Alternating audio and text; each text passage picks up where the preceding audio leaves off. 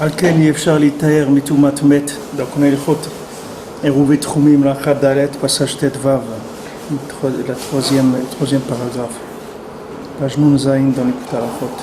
על כן אי אפשר להתאר מטומאת מת כי על ידי בחינת פרה אדומה שהיא חוקת התורה, שאי אפשר להשיגה בשום אופן, והיא בחינת משמע הגבוה מאוד, בחינת נסתר הגבוה ביותר. Donc maintenant pour se purifier de la touma de mort, c'est la plus grande touma qui existe, c'est la touma tmet, que c'est avi avot touma, on dit le père de la touma, c'est-à-dire qui transmet la touma. C'est pour arriver à se purifier de ça, et on a besoin de la paradouma, de Nyan de la vache rousse, chez Chukanat Torah, qui sont des Chukot à Torah, qui sont des lois de la Torah, mais qui ne sont pas compréhensibles. Chez Yefshar le Asiga Beshumofan, qu'on ne peut absolument pas comprendre qu'est-ce que c'est la vache rousse. Vei Prinat Nishma Gavoa Meod, Prinat Nistar Gavoa Beyoter. C'est le Nishma qui est très élevé, c'est le Nistar qui est très élevé. Le Nishma, c'est le produit de la recherche, c'est-à-dire ce qu'on est en train de chercher. Quand on a dit, comme on avait expliqué la semaine dernière, quand on a dit à Matan Torah, Naase Venishma, ça veut dire que bien qu'on va arriver au Naase, on ne va pas se contenter du Naase, on va chercher un Nishma, c'est-à-dire on va chercher quelque chose de plus élevé encore, c'est-à-dire on va chercher sans arrêt, on ne va pas se contenter du Naase. C'est pas comme la plupart des gens veulent expliquer que Naase Venishma, ça veut dire que d'abord on va faire et après on va comprendre. Parce que ici Rabbeinu dit que le Naase, c'est justement ce que tu as déjà compris. Ça qui s'appelle Naase. Naase, c'est ce que tu arrives à faire. C'est-à-dire que tu en as assez compris pour pouvoir le faire. Et le Nishma, c'est ce que tu n'arrives pas à faire parce que tu n'as pas compris encore qu'est-ce que c'était. Alors pour l'instant, tu essaies de te rapprocher de la chose. Mais pour l'instant, chez toi, ça s'appelle du Nishma. C'est-à-dire quelque chose qui est Nishma, c'est-à-dire que c'est quelque chose que tu as entendu, que tu as capté, que tu as entrevu, mais tu n'es pas encore arrivé à le pratiquer. Donc si tu n'es pas arrivé encore à le pratiquer, ça veut dire que tu ne l'as pas compris. Alors pour arriver maintenant à se purifier de tout matmet, il faut arriver à ce nishma-là qui est gavoa meod. C'est-à-dire il faut rentrer dans la paradouma, parce que paradouma c'est quelque chose qu'on ne peut pas comprendre, comme Shlomo HaMelech il a dit Achakema Amarti Achakema Virchoka Mimeni. Shlomo HaMelech il a dit, j'ai dit je vais comprendre et j'ai vu que j'ai rien compris. Ça veut dire que le lien de la paradouma c'est quelque chose qui dépasse le sechel, l'entendement humain, puisque c'est quelque chose qui inclut deux contraires. C'est-à-dire comment en même temps quelque chose ça peut purifier de quelqu'un qui est impur et en même temps ça va impurifier quelqu'un qui est pur. Et comment ça peut avoir les deux effets qui sont absolument opposés. Comment arriver à ça avec comment ça marche la paradouma. Alors le lien de paradouma c'est quelque chose qu'on ne comprend pas, on ne sait pas comment ça marche. Et le fait qu'on ne sache pas comment ça marche, c'est comme ça que ça marche. C'est-à-dire c'est comme ça que ça fait son effet. C'est-à-dire le travail de la paradouma, c'est principalement d'arriver à faire un bitoul du sechel. C'est un cadeau, un très grand cadeau que Akadosh Baruch Hu il a donné, parce que normalement il aurait dû laisser Adam Arishon dans les problèmes qu'il s'est créé lui-même. Mais Akadosh Baruch Hu il a eu pitié qu'il a envoyé des choses comme ça qui réparent de tout matmet. Chez Afilou Shlomo HaMelech alav shalom lo isik zot, que même Shlomo HaMelech, que c'était l'homme le plus chacham qu'il y avait dans le monde. Oshkatu amarti achakema virchoka memini. Vedaika le deprinazo chez Torah gavoa meod. Et Davka avec cette chose-là qui est la Torah la plus élevée, Prinat Nishma gavoa beyoter, qui est un Nishma très élevé, c'est-à-dire c'est des secrets de la Torah qui sont très élevés. Et des Edaika echolim litaer mitumatmet betachlita yerida, mitachlita yerida. C'est ça qui va purifier l'homme de la tumatmet, c'est-à-dire de l'impureté de la mort, qui est le tachlit ayerida, c'est-à-dire qui est quand la personne elle touche le fond, c'est-à-dire tachlit ayerida, ça veut dire que mamash la yerida la plus forte qui existe, qui kolmash ayerida higdola beyoter, parce que plus la yerida est grande, tzarich lehamshir nishma gavoa beyoter. Il faut attirer quelque chose de beaucoup plus élevé. Les gens ils pensent que quand on est dans la plus grande Yerida, alors il faut se contenter de petites choses, parce qu'on est dans une Yerida, on est dans un moment de très bas. Mais c'est le contraire. Dans les moments les plus bas, c'est là où on doit utiliser les choses les plus élevées. C'est-à-dire que maintenant, quand on est dans Demshicha, on est juste avant que Mashiach vienne, c'est là où on a besoin des plus grands secrets que la Torah n'est jamais révélée dans le monde. Parce que plus les gens ils sont en bas, et plus ils ont besoin d'une Torah qui est très profonde pour les sortir de là où ils sont. Sinon, ils ne vont pas sortir. Si la Torah qu'il y avait avant leur suffisait, alors ils ne seraient pas là où ils se trouvent aujourd'hui. On a besoin d'une Torah qui est beaucoup plus profonde que ce qu'il y a pu jamais avoir dans le monde au niveau révélation, pour arriver à purifier de la Touma Tmet, la Touma de mort, qui est le Tachlit de la Yerida, c'est-à-dire puisqu'ils sont les endroits les plus bas qui existent. Chez Mahmad Gdulat ou Gavhut Asagat Nishmaze, parce que justement grâce au fait que cette compréhension elle est très élevée, ça peut éclairer encore plus bas.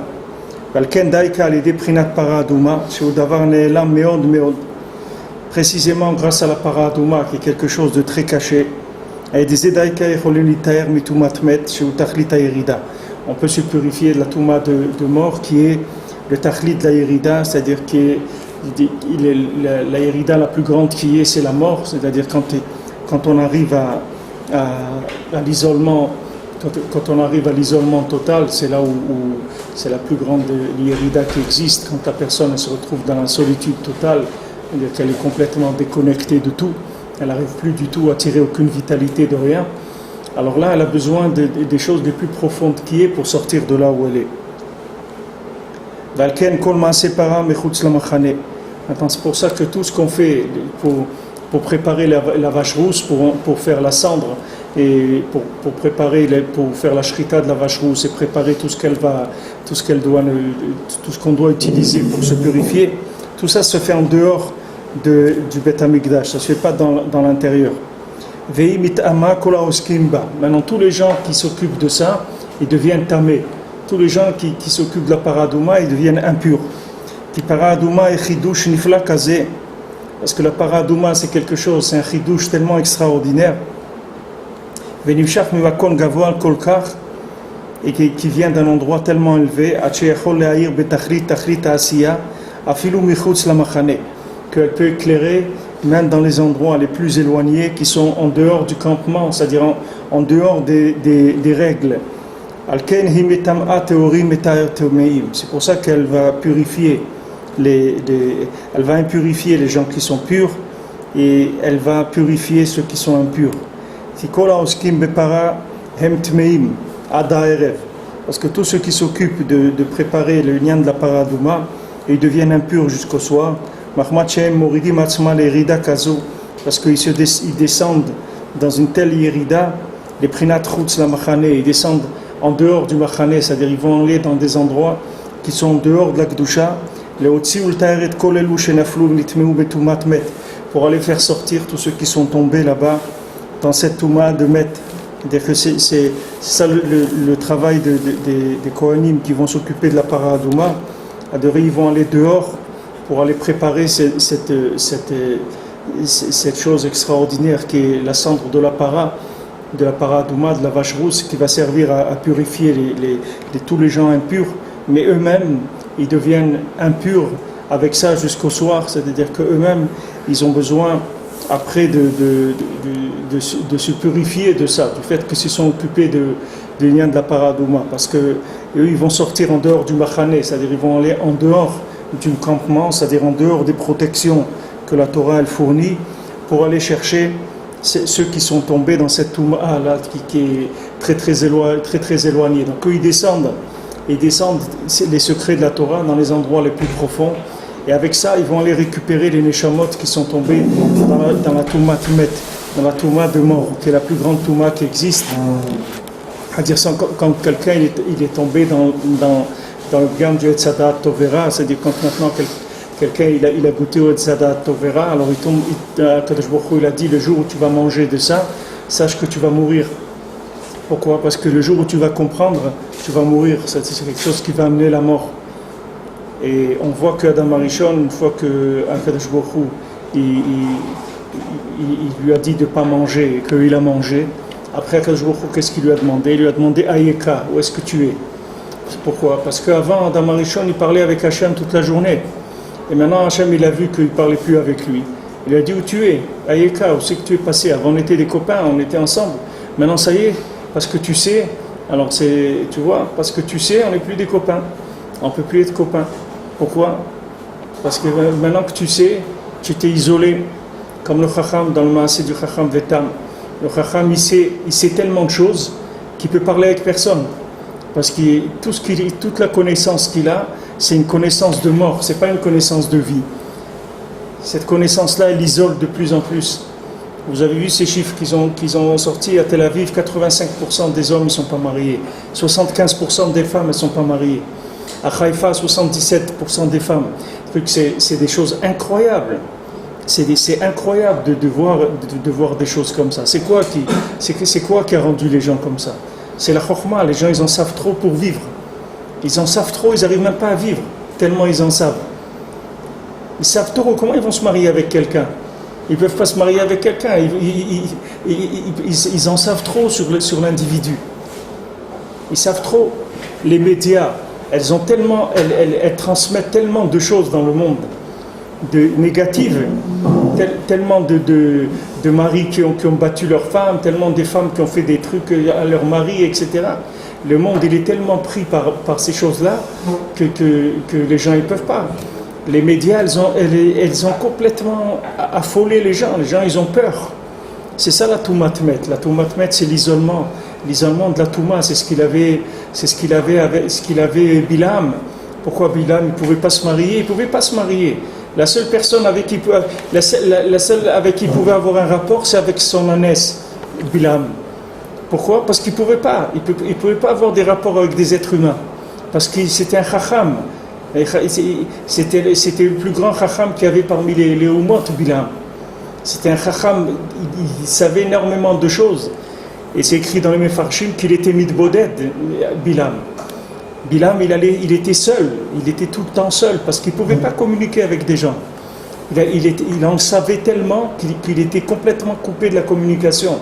Les gens, ils croient que normalement, si tu prends logiquement, la connaissance, ça doit ouvrir la communication.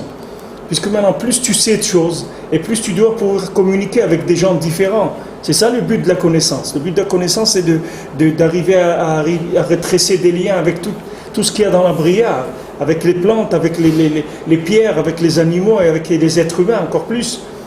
Et plus maintenant tu te dis un philosophe, un chacham, et plus tu dois être capable de communiquer avec toutes sortes d'individus, mais tu vois que c'est le contraire.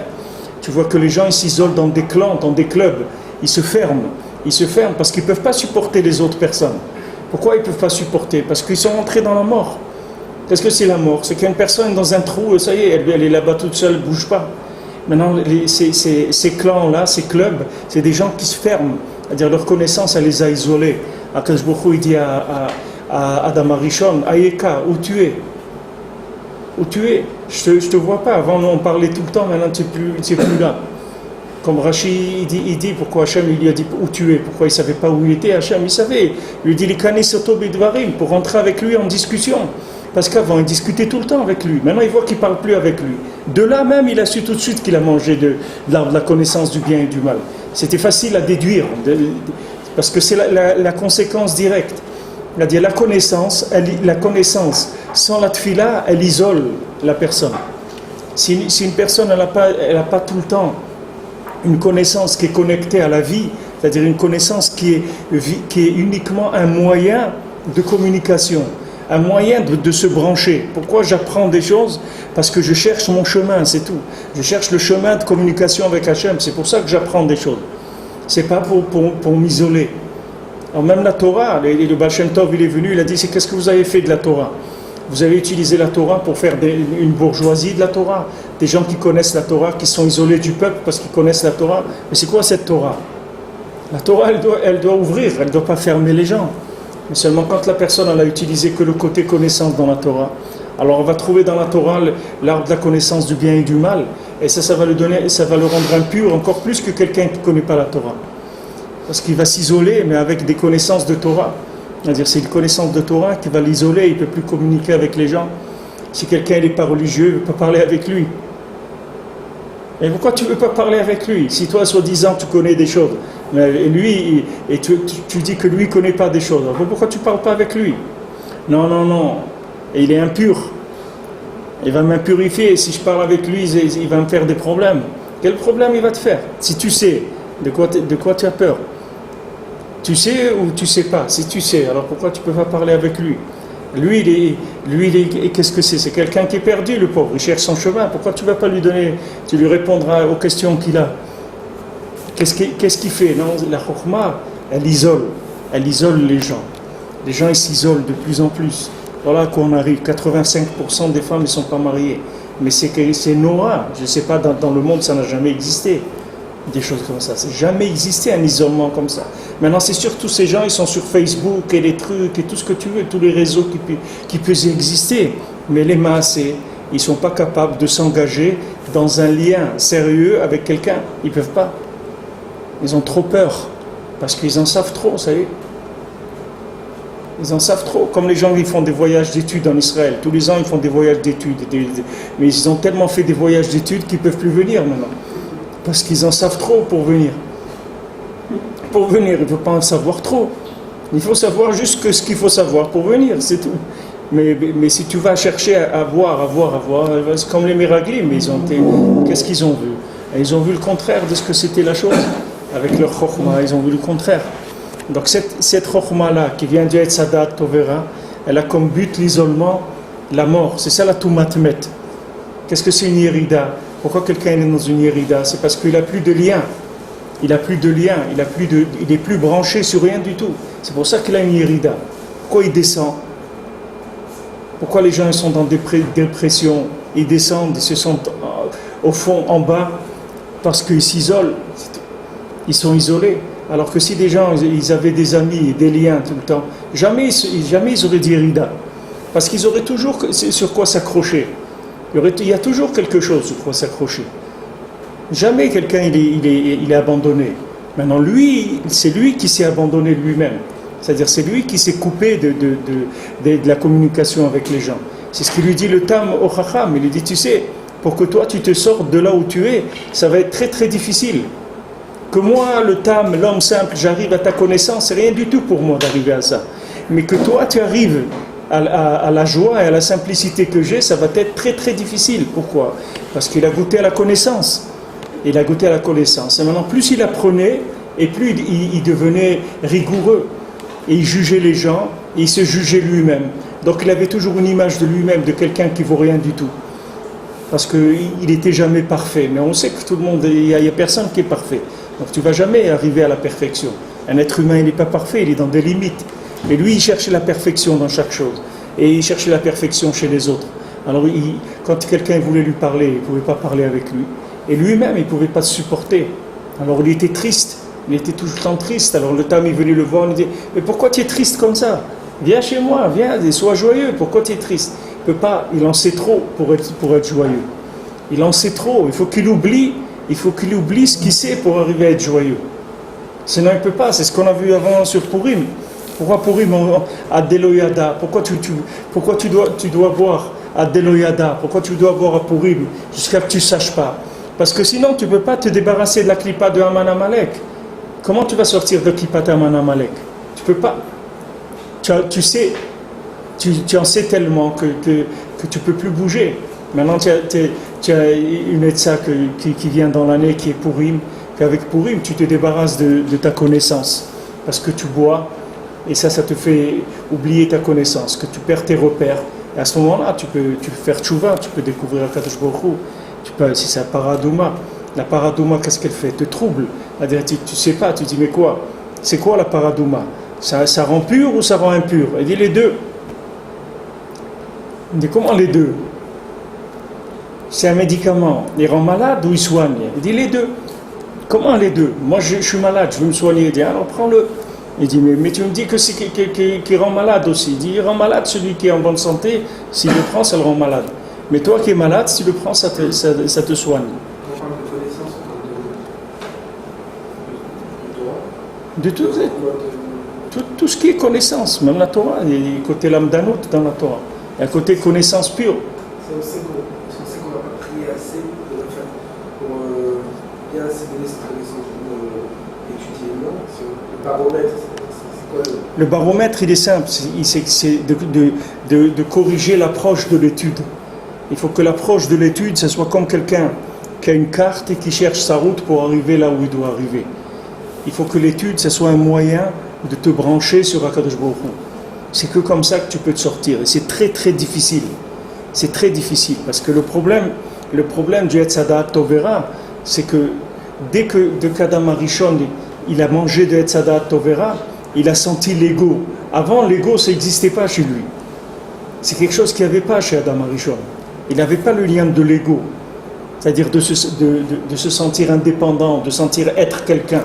Il n'avait pas du tout cette sensation, elle n'existait pas. Cette sensation, elle est née de quand il a mangé la connaissance du bien et du mal. Alors maintenant, plus quelqu'un il sait, et plus il a l'impression d'être. Et quand il n'arrive pas à communiquer, puisqu'il est. Et plus il apprend, et plus il est quelqu'un. Même avec Hachem, il ne peut plus communiquer. Si quelqu'un n'utilise pas cette connaissance comme un moyen, c'est pour ça qu'il te dit qu'il faut naaseh venishma, c'est-à-dire que maintenant, dès que tu as compris quelque chose, la première chose que tu dois savoir, c'est que tu n'as pas tout compris d'abord. Même maintenant, ça t'a l'air clair, limpide, sache que c'est limpide. Dans la seconde où tu te trouves maintenant, dans 1 heure, si tu reprends le texte, tu verras que tu n'as rien compris du tout. Si tu cherches Béhémet. Il faut que ta connaissance déjà ne soit pas figée. Et que tu saches que maintenant, c'est pas mort. C'est pas une connaissance morte qui est figée. C'est une connaissance qui est une étape. Tu es en mouvement. C'est tout. Mais tu n'as pas une possession de la connaissance. Tu ne crois pas que tu as compris. Parce que si tu crois que tu as compris, au moment que tu crois que tu as compris, ça y est, ça s'arrête. C'est le goût de la mort. Alors quand tu étudies, tu dois savoir des choses parce que tu dois connaître ton chemin, c'est tout. Tu dois savoir comment t'attacher à Kadosh Baruch Hu, c'est pour ça que tu étudies. Même la Gemara, même tout ce que tu étudies, c'est uniquement pour t'attacher à Kadosh Baruch Hu, pas pour autre chose. Quand on dit qu'il est l'Omed Lishma, c'est-à-dire l'Eshem Hashem, il apprend. C'est-à-dire l'Eshem Hashem. Ça veut dire qu'il cherche le nom d'Hashem dans ce qu'il étudie. Le nom d'Hachem, il le cherche, comme je vous ai dit cette semaine, je l'ai dit plusieurs fois. Et Noach, il a eu 3 enfants. Il a eu Ham, il a eu Shem, et il a eu Yafet. Mais le Ham Israël, il descend de Shem. Parce que Ham, ça veut dire chaud. Ham, c'est l'émotionnel. Yafet, ça veut dire Yafet. C'est l'esthétique, c'est le beau. Mais le Ham Israël, il ne se laisse pas prendre ni par les choses, ni par le feeling, ni par le beau. C'est pas ça qui l'intéresse. Le Ham Israël, ce qui l'intéresse, c'est le Shem de la chose. C'est-à-dire le Shem de la chose, c'est la présence d'Hachem dans la chose. C'est ça qui l'intéresse. Maintenant, il y a un poison dans la connaissance qui te fait être. C'est-à-dire plus tu en sais, et plus tu deviens un être important. Et plus tu deviens un être important, et plus tu t'isoles, tu ne peux plus communiquer. C'est ça qui s'appelle Bgam Habrit. Bgam Habrit, c'est ça. C'est-à-dire que tu coupes tes possibilités de lien avec autrui. Regarde Bilam, il était obligé de se marier avec une ânesse, tellement il savait de choses. Il était tellement chacham qu'il se marie avec une ânesse. Il ne peut pas se marier avec une femme parce qu'il est trop chacham. Voilà ces gens-là, ils ne peuvent pas se marier. 85% des gens à Tel Aviv, ils ne peuvent pas se marier. Pourquoi? Parce qu'ils sont trop chacham, ils ne peuvent pas se marier avec une femme. Comment il va faire? Il ne peut pas communiquer avec une femme. Alors de là, ça donne tous les trucs des homos et toutes ces choses-là, ce qu'il y a dans le monde, parce que les gens, ils n'ont plus la possibilité de communiquer normalement. Ils en savent trop. Et il y a tellement eu de chokhma qui est venu dans le monde que ça a rendu les gens solitaires. Les gens, ils sont seuls. Ils ont peur. Ils ne savent pas comment communiquer. Ils ont perdu complètement. Ça s'appelle Bgam Habrit. C'est ce qu'on est en train de voir dans la Torah Lamed Aleph. C'était le Bgam Habrit, c'est-à-dire Pogam dans l'alliance. C'est-à-dire qu'il coupe ses possibilités de s'allier à des gens, de créer des liens avec des gens. Parce que sa connaissance, elle l'a fait grandir. Il n'arrive plus à se simplifier, à être avec les autres. Rabbeinu, quand il est venu en Eretz Israël, Rabbeinu, toute la route, il il jouait avec des enfants, il avait des attitudes qui étaient très très simples. Parce qu'il a dit, on ne peut pas rentrer en Eretz Israël avec de la chokhma. Si quelqu'un a de la chokhma, il ne peut pas rentrer en Eretz Israël. Jamais il pourra mettre ses pieds. Rabbi nous dit, Eretz Israël, c'est niknit que par la tfila. Eretz Israël, c'est l'endroit de la tfila. C'est pas l'endroit de la chokhma. Hein? Il ne faut pas chercher à comprendre aussi. Non, tu cherches à comprendre, tu vas commencer à t'énerver beaucoup. Tu vas devenir très très nerveux si tu essaies de comprendre. Parce que tu vas avoir beaucoup de questions. Il y a de plus en plus de questions. C'est pas un pays de questions, c'est un pays de réponses ici. Il n'y a pas de questions. Il n'y a que des réponses, il n'y a pas de questions. Ici, il n'y a que des réponses. Il y a Baruch Hashem, c'est tout. Baruch Hashem, Todalayel, Baruch Hashem, c'est tout ce qu'il y a. Le reste, on ne comprend rien du tout. Donc, si quelqu'un veut approcher Israël avec sa chokhma, il ne peut pas. Rabbeinu, il a dit, c'est pour ça que le Baal Shem Tov, il n'est pas arrivé en Eretz Israël. Tu vois, le Baal Shem Tov lui-même, il n'est pas pu arriver en Eretz Israël parce qu'il n'est pas arrivé au bitoul total de ce qu'il savait. Tandis que Rabbeinu, il est descendu, comme on voit ici, de Paradouma, que celui qui prépare la Paradouma, il sort en dehors du Machané complètement. Il va préparer la Paradouma pour purifier les gens. Rabbeinu, il est descendu, il jouait avec des enfants dans la rue, il allait sans son chapeau, il rentrait dans des maisons, il ne connaissait pas les gens, il leur demandait s'ils n'avaient pas un peu de boissons alcoolisées ou des trucs. Il est descendu, et avec ça il est passé, il a pu rentrer en Eretz Israël. Sinon il n'aurait pas pu rentrer en Eretz Israël. Ce qui empêche de rentrer en Eretz Israël, c'est ce que la personne a dans sa tête, c'est tout. Plus quelqu'un il en a dans la tête, moins il peut venir en Eretz Israël. Parce que sa connaissance, elle l'empêche de rentrer dans ce makom-là qui est un makom de Emouna. Je crois Eretz ou Emouna, c'est une terre où il n'y a que de la Emouna. La Emouna, ça veut dire la confiance. La confiance, ça veut dire que tu as confiance en tout le monde. Tu peux communiquer avec tout le monde, tu n'as pas de problème.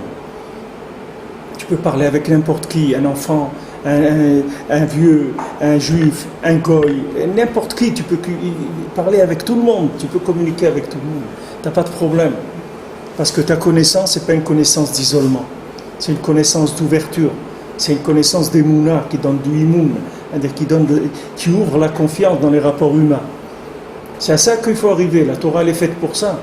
Mais dans la Torah, il y a le contraire aussi. Il y a le côté lamdan. Il y a le côté tzaddik et le côté lamdan. Le côté tzaddik, c'est tikkun abrit. Et le côté lamdan, c'est l'application de la Torah que tu as compris normalement. Mais maintenant, si quelqu'un il prend que le côté lamdan, que le côté connaissance de la Torah, alors ça, c'est déjà le Pgam Abrit. Ça, c'est le début du Pgam Abrit. C'est-à-dire qu'il commence à s'isoler. Tu vois qu'il ne peut pas parler avec celui-là, il ne peut plus fréquenter celui-là, il ne peut plus voir celui-là, il ne peut plus... Ça y est, il ne peut plus. Pourquoi? Parce que maintenant, il sait, comme Adam Arishon, que je me dis où tu es. Avant, on parlait toute la journée. Mais maintenant, où tu es? Tu ne parles plus. Ça y est, maintenant, tu sais, tu ne parles plus. De là, ça vient la Megillat Echa aussi. C'est la même chose. Ayeka et Megillat Echa, c'est la même chose. C'est le même principe. Tu vois que Yoshev Badad, c'est que maintenant tu t'es isolé. Mais c'est toi qui t'es isolé. Parce que maintenant tu as commencé à prendre de la connaissance sans de la Emouna, sans de la Tfila. Alors elle t'a isolé cette connaissance. Il faut faire très attention. La connaissance c'est quelque chose d'hyper puissant. Et il faut faire très attention parce que si elle n'est pas utilisée à bon escient, elle n'est pas utilisée avec la méthode qu'il faut, ça va détruire la personne. Parce que ça la vient vers tout matmet. Tout matmet, c'est la mort, c'est quoi? C'est la solitude, c'est l'isolement total. C'est-à-dire, il n'y a plus de vie. Il en sait tellement qu'il ne vit plus. Tu vois le Chacham, comment il était triste. Et pourtant, c'est un génie. C'est un homme que, normalement, tous les métiers qu'il fallait plusieurs années, lui, il apprenait en 3 mois. La médecine, il a appris en 3 mois. La philosophie en 3 mois. Il est devenu orfèvre en 3 mois. Il est devenu couturier en 3 mois. Tout ça en 3 mois, il apprenait. Il y a des métiers qu'il faut à des personnes des années. Parce que c'était un génie, mamache. Mais son génie, qu'est-ce qu'il en a fait? Il en a fait qu'il est devenu... il est devenu sclérosé, le bonhomme. Tu vois, il ne peut plus bouger. Il ne peut plus bouger. Dès qu'il y a quelqu'un qui s'approche de lui, il ne peut pas parler avec personne. Il en sait tellement qu'il peut parler avec personne. Et le Tam, il est là, il rigole avec tout le monde, il est joyeux, il danse, il est content, il n'a pas de problème. Parce que le Tam, il a un kécher avec le roi, avec tout, il a un Emoun. Il croit en le roi, il croit en lui-même, il croit dans sa femme, il croit dans les gens. C'est-à-dire, il a confiance en eux. Il s'ouvre. Mais le chacham, il fait que se renfermer de plus en plus, de plus en plus, de plus en plus. C'est Nora, c'est quelque chose de Nora ce qu'on est en train de vivre aujourd'hui. Que toute cette connaissance que les gens ils ont pour arriver à quoi? À ce 85% des gens qui ne peuvent pas se marier. Et qu'est-ce qu'on a gagné avec ça? Il y a une plus grande bêtise que ça dans le monde. Il y a une plus grande mort que ça dans le monde, que les gens ne peuvent pas se marier. Dès qu'ils voient quelqu'un, ils le scannent, ils disent oh, mais comment je vais faire? Et ça, et peut-être ci, et peut-être l'autre, et peut-être ça. Les gens, ils en savent trop. Ils en savent beaucoup trop. Ils ont trop de connaissances, de psychologie et tout. Ils savent comment la personne elle est comme ça, comme c'est. Mais à quoi ça sert tout ça? Si à la fin la personne n'arrive pas à se marier à cause de ça, à quoi ça sert? Pas son zivoug, pas trouver son zivoug, il s'est isolé tellement avec sa connaissance. Ça s'appelle Tumat Met. C'est pour ça que la Paradouma, elle vient, elle purifie de Tumat Met. Qu'est-ce qu'elle te dit la Paradouma? Paradouma, elle te dit t'as rien compris. Sache que t'as rien compris du tout. Voilà, il est venu Shlomo Amelech, il est arrivé devant la Paradouma, il a dit je croyais que j'étais un homme qui avait compris quelque chose, mais je vois que j'ai rien compris. Je vois que j'ai pas compris. Quand j'ai vu la Paradouma, j'ai vu que j'ai pas compris. Alors, la Paradouma, c'est elle qui va te faire sortir de la Tumat Met. La Paradouma, elle va te sortir de l'isolement. Elle va te sortir de la Yerida. Ta Yerida, c'est parce que tu t'es isolé. Si tu avais un copain, si tu avais une femme avec qui tu parlais, jamais tu aurais une Yerida. Parce que jamais deux personnes elles sont dans le même matzav. Jamais deux personnes elles sont les deux au fond de la marmite. Il y a toujours un qui est au-dessus de l'autre.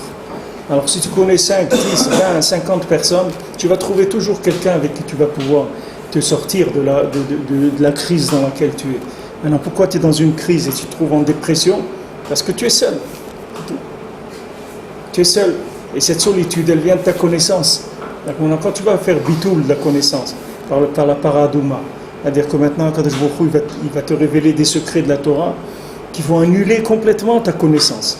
Vous croyez que le but de la révélation du Zohar ou de la révélation du Likutei Moharan ou du Likutei Halachot, ça a été fait pour que les gens ils sachent des choses. Mais maintenant, c'est pas pour que les gens ils sachent des choses. C'est pour leur amener une telle révélation de la Torah qu'ils vont se rendre compte qu'ils ne savent rien du tout. C'est ça le but. Le but qui est visé par la révélation de cette Torah, c'est uniquement pour que les gens ils sachent qu'ils ne savent rien du tout. Ils vont voir une telle profondeur dans la Torah. Avant, les gens, ils avaient une Torah, le pshat, le Torah du pshat, le niglé de la Torah. Alors, ils disent, bien sûr, je comprends. Yosef, il a été là-bas, il a fait ça, et tout est logique. Tu vois. Ils voient tout dans la Torah, tout est logique, tout est maîtrisé, il n'y a pas de problème. C'est clair. Maintenant, le Zohar, il vient et il te met tout à l'envers. Il te dit quoi? Tu sais qu'est-ce que c'est Yosef? Tu sais pas qu'est-ce que c'est Yosef. Maintenant, Rabbeinu il vient et te met tout ce qui était à l'envers, il te met encore plus à l'envers que tout ce qui était à l'envers. Et tu dis maintenant on va faire Sipur et Masiot. Ça y est maintenant. On va faire Sipur et Masiot. Il y avait une princesse. Et voilà, elle est partie, il a été la chercher, etc. Ça t'a emmené dans un monde de rêve. Tu ne sais plus comment tu vas comprendre quelque chose. Les gens ils disent oui, mais je lis les contes et tout, mais je ne comprends pas bien. Il y a des passages que je ne comprends pas bien. Il y a rien que des passages que tu ne comprends pas bien. Mais on ne comprend rien du tout dans les contes. Le but des contes, c'est que tu ne comprennes rien. C'est parce que c'est pour te soigner de ça. C'est la paradouma, c'est pour que tu sortes de tes problèmes. C'est pour ça que Rabbeinu a raconté des contes. C'est pour ça que Rabbeinu a amené cette Torah. Pourquoi Rabbeinu a amené l'écouter moral? C'est pour ne pas te faire comprendre des choses. S'il voulait te faire comprendre des choses, il n'aurait pas eu besoin de faire écouter moral. Il t'aurait donné des choses qui sont comestibles par le cerveau. On doit chercher à comprendre, mais à Tisha B'Av, on a le droit d'étudier parce que ça va être à nous d'étudier. Quand on a lu des contes avec des pérochis, c'est chercher trop ou il faut tout faire comme ça, lire les contes, pas chercher Non, pourquoi tu lis, tu fais des pérouchim, tu étudies des mefarchim, c'est comme la Torah B'der Klal, c'est pour t'ouvrir la Emouna, c'est pour que tu aies plus de Emouna, pour que tu sentes la profondeur de la chose. C'est pour ça qu'il y a des pérouchim. C'est pas pour que tu comprennes, c'est pour que tu puisses tester, tu vois la profondeur. Il dit ça dans la Gdama de Sipurei Masiot, Rabbi Nathan, dans la préface. Il dit maintenant pourquoi on révèle des remazim sur Sipurei Masiot. C'est uniquement pour que tu saches que c'est pas un conte, un petit conte comme ça, comme les contes des Blanche-Neige ou des choses comme ça. C'est des contes qui sont très très profonds, qui sont le shoresh de la Torah, qui sont avant même que la Torah elle ait commencé à venir dans le monde. Comme la Torah elle-même, quand elle commence, ça c'est que c'est pour Massiot aussi. Elle commence, Bereshit, elle te raconte la création, elle te raconte... Si la Torah c'était un code pénal, elle n'aurait pas besoin de commencer par ça. Par quoi elle commence la Torah? Elle commence, elle te dit direct, allez, tu mets Tfilin, tu fais Shabbat, tu fais ça, tac, tac, tac, c'est tout. Mais tu vois que la Torah, le rôle de la Torah, c'est des contes. Alors que la Torah, là, il y a des halachot qu'elle nous a laissé, qu'il a fallu se casser la tête des années pour savoir comment faire la halacha. La Torah, elle est très avare de mots. La Torah, elle ne dit pas des mots en plus. Même des fois où tu as besoin du mot pour comprendre, elle ne te le donne pas, la Torah. La Torah, elle est très très avare dans les mots. Et pourtant, tu vois, elle s'étale sur des histoires. Elle les répète, comme l'histoire d'Eliezer qui va chercher le zivouk de Yitzhak. Et d'abord, tu le lis en live. Après, tu le lis en playback. Il le raconte. Et des mecs, si tu fais un playback sur une histoire, je viens de l'entendre. Je viens de la lire avant. À qui tu t'adresses avec ça? Je viens de lire l'histoire. Ça y est, je l'ai vu. J'ai lu, il a rencontré, il lui a dit ça, et après on répète encore une autre fois l'histoire, racontée cette fois-ci par Eliezer. C'est quoi? Qu'est-ce qu'elle veut, la Torah? La Torah, elle veut te donner de la émouna. La Torah, elle veut te donner la profondeur, que tu saches que chaque chose, elle a une amkout gdola meod, très grande profondeur. Et ne crois pas que tu as compris quelque chose. Parce que le jour où tu vas croire que tu as compris, c'est la mort. Le jour où tu crois que tu as compris, tout s'arrête. La vie, elle s'arrête. La communication s'arrête. L'évolution s'arrête, tout s'arrête quand il y a la compréhension. C'est quelque chose de noir. Pour ça, cette compréhension-là, il faut trembler de ça. Comment il faut faire attention? La même chose que le serpent, il était à côté d'Adam Arishon. Le serpent, il est à côté de chacun. Il lui dit, comprends et tu vas être. Je pense, donc je suis. À chaque fois que tu vas penser, tu vas être. Tu vas sentir être. J'ai compris, ça veut dire j'ai maîtrisé, j'ai saisi, je suis quelqu'un. Maintenant. Et plus je vais comprendre des choses, et plus je vais être quelqu'un. Et ça, c'est la mort. Ça, c'est la définition de la mort. Ce qu'il faut, c'est que quand tu comprends quelque chose, tu as compris un nouvel aspect, comment aimer Akadosh Baruch Hu, comment le craindre, comment le prier, comment faire les mitzvot, comment te rapprocher de lui. C'est ça que tu as compris. Ça y est, j'ai compris, j'ai trouvé. J'ai trouvé. Si tu as maintenant tu as un chercheur dans la médecine, et il dit, ça y est, j'ai compris. Alors il dit, qu'est-ce que tu as compris? J'ai compris des choses, mais alors dis-nous, qu'est-ce qu'on fait? Voilà, les malades, ils sont là, qu'est-ce qu'on fait? Il dit non, j'en suis pas là. Maintenant, j'ai compris des choses. Mais nous, qu'est-ce qu'on a besoin? C'est des médicaments. Qu'est-ce qu'on a besoin que tu comprennes? Ce qu'on a besoin, c'est de fabriquer des médicaments. Si maintenant ta compréhension, elle t'a amené à la découverte d'un médicament pour soigner les gens, alors ça c'est bien, c'est ce qu'on a besoin. C'est toujours alors que tous les modèles des chimiques, des mifranim, toujours des contrôles, savoir, non, mais tout ça c'est très bien, il n'y a pas de problème. De faire des mifranim et d'apprendre par cœur et tout, il n'y a aucun problème. Le tout, c'est l'approche de la Torah. C'est quelle est l'approche de cette étude. C'est ça qu'il faut arranger. C'est pas l'étude elle-même. L'étude elle-même, c'est extraordinaire. Au contraire, plus quelqu'un connaît de la Torah, et plus quelqu'un connaît toutes sortes de chemins pour se rapprocher d'Hachem. C'est extraordinaire. Mais seulement, il faut faire attention comment tu l'approches. Parce qu'elle a deux côtés. Il ne faut pas qu'elle se retourne vers toi, c'est tout. Il ne faut pas que la Torah elle revienne vers toi. Il faut faire attention, que ta compréhension ne te serve pas à te grandir toi-même. Il faut au contraire qu'elle t'ouvre vers l'extérieur. Normalement, plus tu apprends, plus tu dois devenir petit.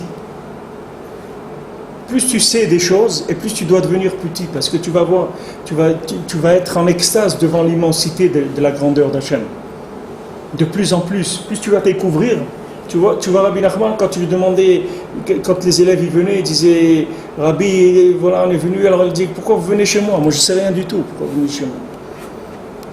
Si je savais des choses et tout, alors je vous aurais dit, mais je ne sais rien, pourquoi vous venez? Et Rabbeinu, il ne faisait pas du cinéma. Rabbeinu, quand il disait ça, c'était Béhémet qui ne savait rien du tout. Que lui, il savait qu'il ne savait rien du tout. Bichlal. Maintenant, tu vas dire, mais comment il a révélé des connaissances comme ça? Mais toutes ces connaissances-là, c'était, comme on dit, by the way. C'était pas une connaissance ou c'était pas un arrêt. C'était by the way, en chemin, en passant. Alors on a découvert. En passant sur le chemin de la Avodat Hashem, alors on a découvert ça et ça et ça et ça. Sur les chemins de la découverte d'Hachem, alors on a appris des milliers de choses. Mais en route, toujours. On ne s'est pas arrêté avec ça. On ne s'est pas construit avec ça. On a développé une envie plus grande de chercher. Pourquoi les gens, quand ils arrivent à la connaissance, ils s'arrêtent? Pourquoi les gens, ils vieillissent dans leur connaissance? Pourquoi ils se bloquent dans leur connaissance? Pourquoi ils deviennent nerveux, amers, tristes? Et toutes ces choses-là, ça vient d'où? Ça vient du fait qu'il y a eu un arrêt, que la connaissance, elle a entraîné un arrêt de la recherche. Alors que la connaissance, elle est faite pour ouvrir, comme il dit ici, Naasé, tu as compris. Naasé, tu as compris, maintenant tu fais, c'est très bien. Mais où est le Nishma? Naasé Venishma, tu as dit, oui, à Matan Torah. Quand tu étais à Matan Torah, tu as dit, je ne vais pas me faire avoir. Ce n'est pas parce que je vais comprendre, je vais faire des choses que je vais m'arrêter là. Je sais que maintenant la Torah, c'est une base pour me permettre de découvrir Hachem. Alors maintenant j'ai une base, et cette base va me permettre de découvrir plus. C'est ce qu'il disait Rabbeinu. Rabbeinu il disait, si maintenant, avant, ce que je sais aujourd'hui, avant je ne le savais pas. Donc maintenant, c'est sûr qu'il existe des choses que je ne sais pas. De la même manière qu'aujourd'hui, j'ai appris des choses que je ne savais pas hier.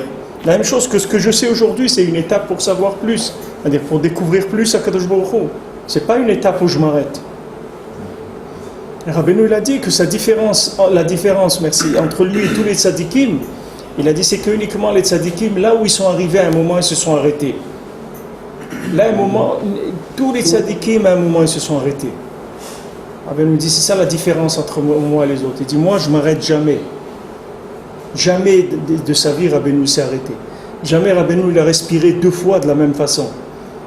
Chaque fois qu'il respirait, il avait découvert autre chose, chaque respiration. Rabbeinu, c'est un chidouche de vie. C'est pour ça que Rabbi Nathan, il a écrit le Sefer sur Rabbeinu, il l'appelait Chaye Moharan. Parce qu'il dit que sa vie à lui, il l'appelait Yemé Moharanat, les jours de Rabbi Nathan. Et la vie de Rabbi Nachman, les jours parce qu'il a dit, toute sa vie à lui, Rabbi Nathan, c'était quelques jours, c'est tout. Il ne peut pas considérer qu'il a vraiment vécu. Il a vécu des jours, c'est tout. Mais il dit, j'ai connu un homme qui était Chaï Mamash, qu'il était vivant sans arrêt, sans arrêt. Il n'y avait pas une seconde dans sa vie où il s'arrêtait de vivre. C'était sans arrêt que ça se renouvelait, sans arrêt. Mais tu vois bien que dans le monde, c'est pas comme ça. Les gens, ils apprennent pour être. Mais si tu apprends pour être, ça y est, tu peux poser les armes tout de suite. Tu termines. Parce que le jour où tu vas être, c'est la fin. Il vaut mieux ne pas être, c'est-à-dire ne pas apprendre. Puis purifie l'approche. C'est-à-dire aie envie de trouver quelque chose. Apprends parce que tu es en train de chercher quelque chose. C'est pour ça que tu apprends. C'est pas parce que tu veux devenir quelqu'un. Parce que tu veux trouver quelque chose. Tu veux trouver une connexion avec Hachem. Tu la cherches. Tu cherches une connexion avec Hachem. Tu demandes comment on fait pour enlever ta vatachila. Comment on fait pour enlever ta vatachila? Quelqu'un, il aime manger. Il a une glace, un gâteau, un truc, il aime le manger. Alors comment il fait pour enlever ça? Comment tu vas faire pour enlever ça? C'est ça que tu cherches quand tu étudies. Tu cherches une connexion avec Hachem qui va te purifier, qui va t'enlever des instincts, des choses qui sont basses. C'est ça que tu cherches. À notre niveau, à nous, c'est ça qu'on cherche. On cherche le tikkun du nefesh, c'est-à-dire le niveau du nefesh, le niveau des plaisirs, des sensations, des choses qui sont le premier niveau de la spiritualité. C'est ça qu'on cherche. Comment on rentre dans le spirituel. Alors on étudie pour ça, pour arriver à tisser des liens avec Akadosh Baruch Hu à travers notre étude, de manière à recevoir une lumière qui nous débarrasse de toutes ces bêtises-là. Maintenant, si tu veux, tu peux faire semblant de t'être débarrassé de ça. Tu peux faire des efforts de nerfs pour essayer d'enlever les ta'avot. Mais tu n'as rien enlevé du tout avec les nerfs. Tu n'as pas réparé du tout, tu as utilisé tes nerfs pour casser quelque chose, pour essayer de casser quelque chose, mais tu n'as rien cassé du tout. Il ne faut rien casser, il n'y a rien à casser. Il faut juste amener de la lumière. Quand cette lumière, elle va arriver, tu vas voir que toutes ces choses-là, elles vont partir. Comme Rabbeinu dit, le petit enfant, il joue avec ses jouets. Dès qu'il voit sa mère, il laisse tous les jouets, il va vers sa mère. Même s'il a un train électrique, un vélo, un truc et tout ça, c'est rien pour lui. Lui, sa maman, c'est l'amour de sa maman, la bina, ça le fait sortir de tout. Pourquoi quelqu'un il est en train de jouer avec des choses? Pourquoi quelqu'un il aime les belles voitures, il va avoir une belle moto, il veut l'élastiquer, il va avoir des plaisirs de la vitesse, il va avoir un casque pour écouter de la musique quand il roule, il veut toutes sortes de choses comme ça. Pourquoi il veut tout ça? C'est parce qu'il n'a pas de lumière dans sa vie. Alors il joue avec des choses, qu'est-ce que tu veux qu'il fasse? Alors, c'est quand tu étudies la Torah, tu cherches des liens avec Hachem, alors tu vas arriver à ce qu'on appelle tikkun abrit, c'est-à-dire tu vas réparer l'alliance, tu vas réparer les liens. Quand tu vas commencer à avoir des liens, tu vas recevoir de la lumière. Tu vas recevoir de la lumière, tu vas voir l'obscurité, petit à petit, elle va partir. Tu ne vas même pas comprendre comment c'est parti. Ce n'est pas quelque chose qui est venu par un effort du cerveau.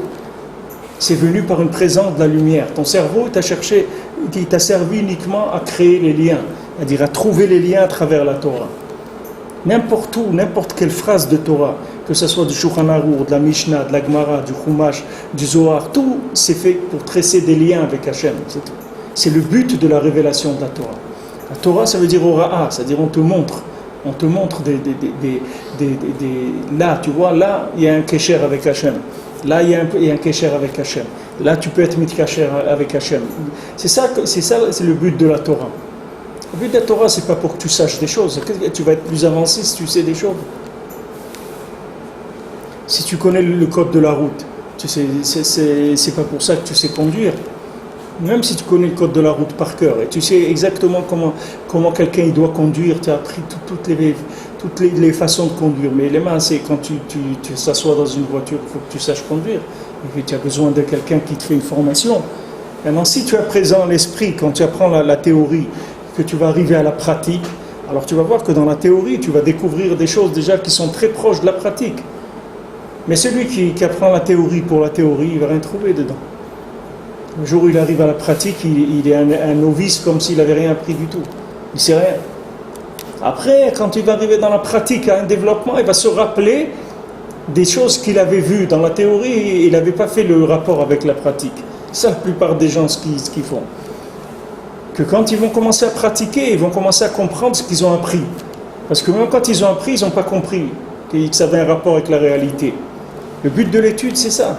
Mais c'est une approche complètement différente. Mais il faut faire attention, parce que le serpent, il est là.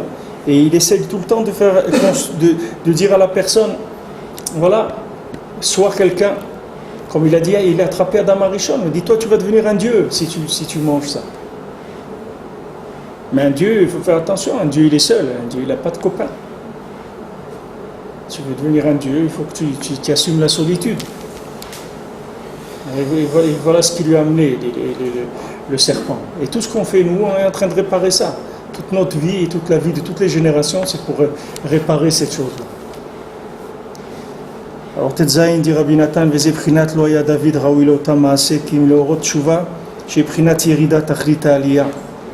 Maintenant, c'est ce qui a écrit dans la Gemara Avodah Zara, que David, normalement, il aurait déjà jamais dû faire le maasé avec Bathsheba. Le maasé qu'il a fait avec Bathsheba, c'était uniquement pour montrer la tchouva au Yachid. C'est écrit, la Gemara elle dit que le Ham Israël il ne devait pas faire la faute du veau d'or. Que la faute du veau d'or, ça a été fait pour que le Ham Israël il monte la tchouva au Rabbim, la tchouva du klal. Et David Ameler, la faute qu'il a faite, c'était pour montrer la tchouva du prat. C'est-à-dire qu'un homme seul, il peut faire tchouva. C'est-à-dire que l'Yerida Tachlita Aliyah, de savoir que maintenant, quand tu as eu une Yerida, sache que la Yerida, elle n'a comme but que la Aliyah. C'est-à-dire qu'il n'y a pas de Yerida pour une Yerida. La Yerida, ce n'est pas une Yerida. L'obscurité, c'est pas, tu ne vas pas rester dedans. L'obscurité, c'est uniquement pour te donner de la lumière. C'est tout. C'est-à-dire que maintenant, pour que tu puisses passer par une plus grande lumière, arriver à une plus grande lumière, on va te faire passer par un tunnel. Quand tu vas sortir de ce tunnel, tu vas découvrir une lumière plus grande. Mais toi, dans le tunnel, ne te laisse pas avoir par l'imagination. Ne crois pas que tu es dans un tunnel pour la vie. Tu es dans un tunnel pour quelques instants, quelques heures, quelques jours, quelques semaines, quelques mois même. Mais c'est un tunnel, c'est tout. Il va se terminer. Après, tu vas trouver la lumière. Mais ça, pour amener ça dans le monde, il fallait qu'il y ait quelqu'un de très grand qui descende très bas et qui remonte. Avec ça, il va remonter tous les gens qui vont tomber dans leur vie. Il leur a préparé déjà des repères là-bas. Je me souviens, une fois, j'étais à Tzfat et j'étais... Je ne sais pas si j'étais jeune marié, peut-être j'avais un enfant. Non, je crois que j'étais jeune marié comme ça. C'était quelques mois après mon mariage. Alors j'étais à Tzfat avec ma femme et je dis bon, je vais aller faire Chatzot, je vais aller au mikvé du Harizal à Chatzot. Alors je me suis levé à Chatzot et tout et je descends. C'est pas comme maintenant qu'il y a une route comme ça, il n'y avait rien. Il fallait passer au milieu des tombes. Alors déjà quand j'ai commencé à descendre au milieu des tombes et tout, je commençais déjà à avoir peur et tout. J'étais pas bien. Je dis comment je vais faire pour rentrer là-bas? C'est dans le noir, c'est tout noir. Je dis comment je vais rentrer dans le mikvé là-bas, glacé dans le noir, comme ça tout seul. J'avais peur, je commençais à avoir peur. Et je suis arrivé là-bas, il y avait une petite bougie comme ça qui était allumée à côté, sur les pierres là, qui est à côté du mikvé. Et quelqu'un qui était venu avant, ou il avait allumé une bougie, donc il restait là-bas. Et cette bougie, comment elle était nifla, c'est-à-dire ça, quelle valeur elle avait cette bougie à ce moment-là, ça m'a encouragé, ça m'a permis de faire ce que j'avais à faire et tout, c'était nifla, mais maintenant, pourquoi j'ai eu cette bougie? Parce que lui, pour qu'il mette la bougie, il a fallu qu'il vienne dans le noir, le gars qui est venu. Et ça c'est pareil, David Amelech, il est descendu là où quelqu'un il va descendre, où tout le monde va descendre. Et là-bas, il a mis des bougies, que les gens, quand ils descendent, ils vont voir qu'il y a de la lumière, ils ne vont pas avoir peur. Ils vont dire, ah, il y a déjà quelqu'un qui est passé ici. Donc ce n'est pas un endroit d'où on ne revient pas. Il y a des gens qui sont passés par là, ils sont revenus. Alors, Bezat Hashem, moi aussi je vais m'en sortir. C'est-à-dire, il met des repères pour s'encourager, pour que les gens ils aient la force de croire qu'ils vont sortir de là. Ah, c'est David Ameller, c'est pour ça qu'Hachem il a fait descendre David Ameller, c'est pour qu'il place des repères pour tout le homme Israël, pour tous les gens qui vont avoir des héridotes dans leur vie. C'est-à-dire que c'est une descente ce qu'il a fait? C'est-à-dire que c'est une descente pour les Beth Sheva? Bien sûr, c'est une descente. C'était une avéra, c'était assaut. On dit celui qui dit que David Ameller s'est trompé, il se trompe. Non, celui qui dit que David Ameller il a fauté, il se trompe. Il a fauté, mais il a fauté parce que c'est pas une faute comme nous on entend une faute. C'est une visite, disons, dans le lieu de la faute. C'est comme quelqu'un fait une visite des prisons. C'est pas pour ça qu'il est un prisonnier. Il dit celui-là, je l'ai vu en prison. Il dit quoi? Celui-là, il était en prison, je te promets, je te peux même t'amener une photo, tu vas voir, il était en prison. Ah, mais pourquoi il était en prison? Il a été faire une visite là-bas, il n'était pas prisonnier. Ça, c'est pareil. David Amelech, il est descendu, mais lui, il n'était pas là. C'est pas lui qui était là-dedans.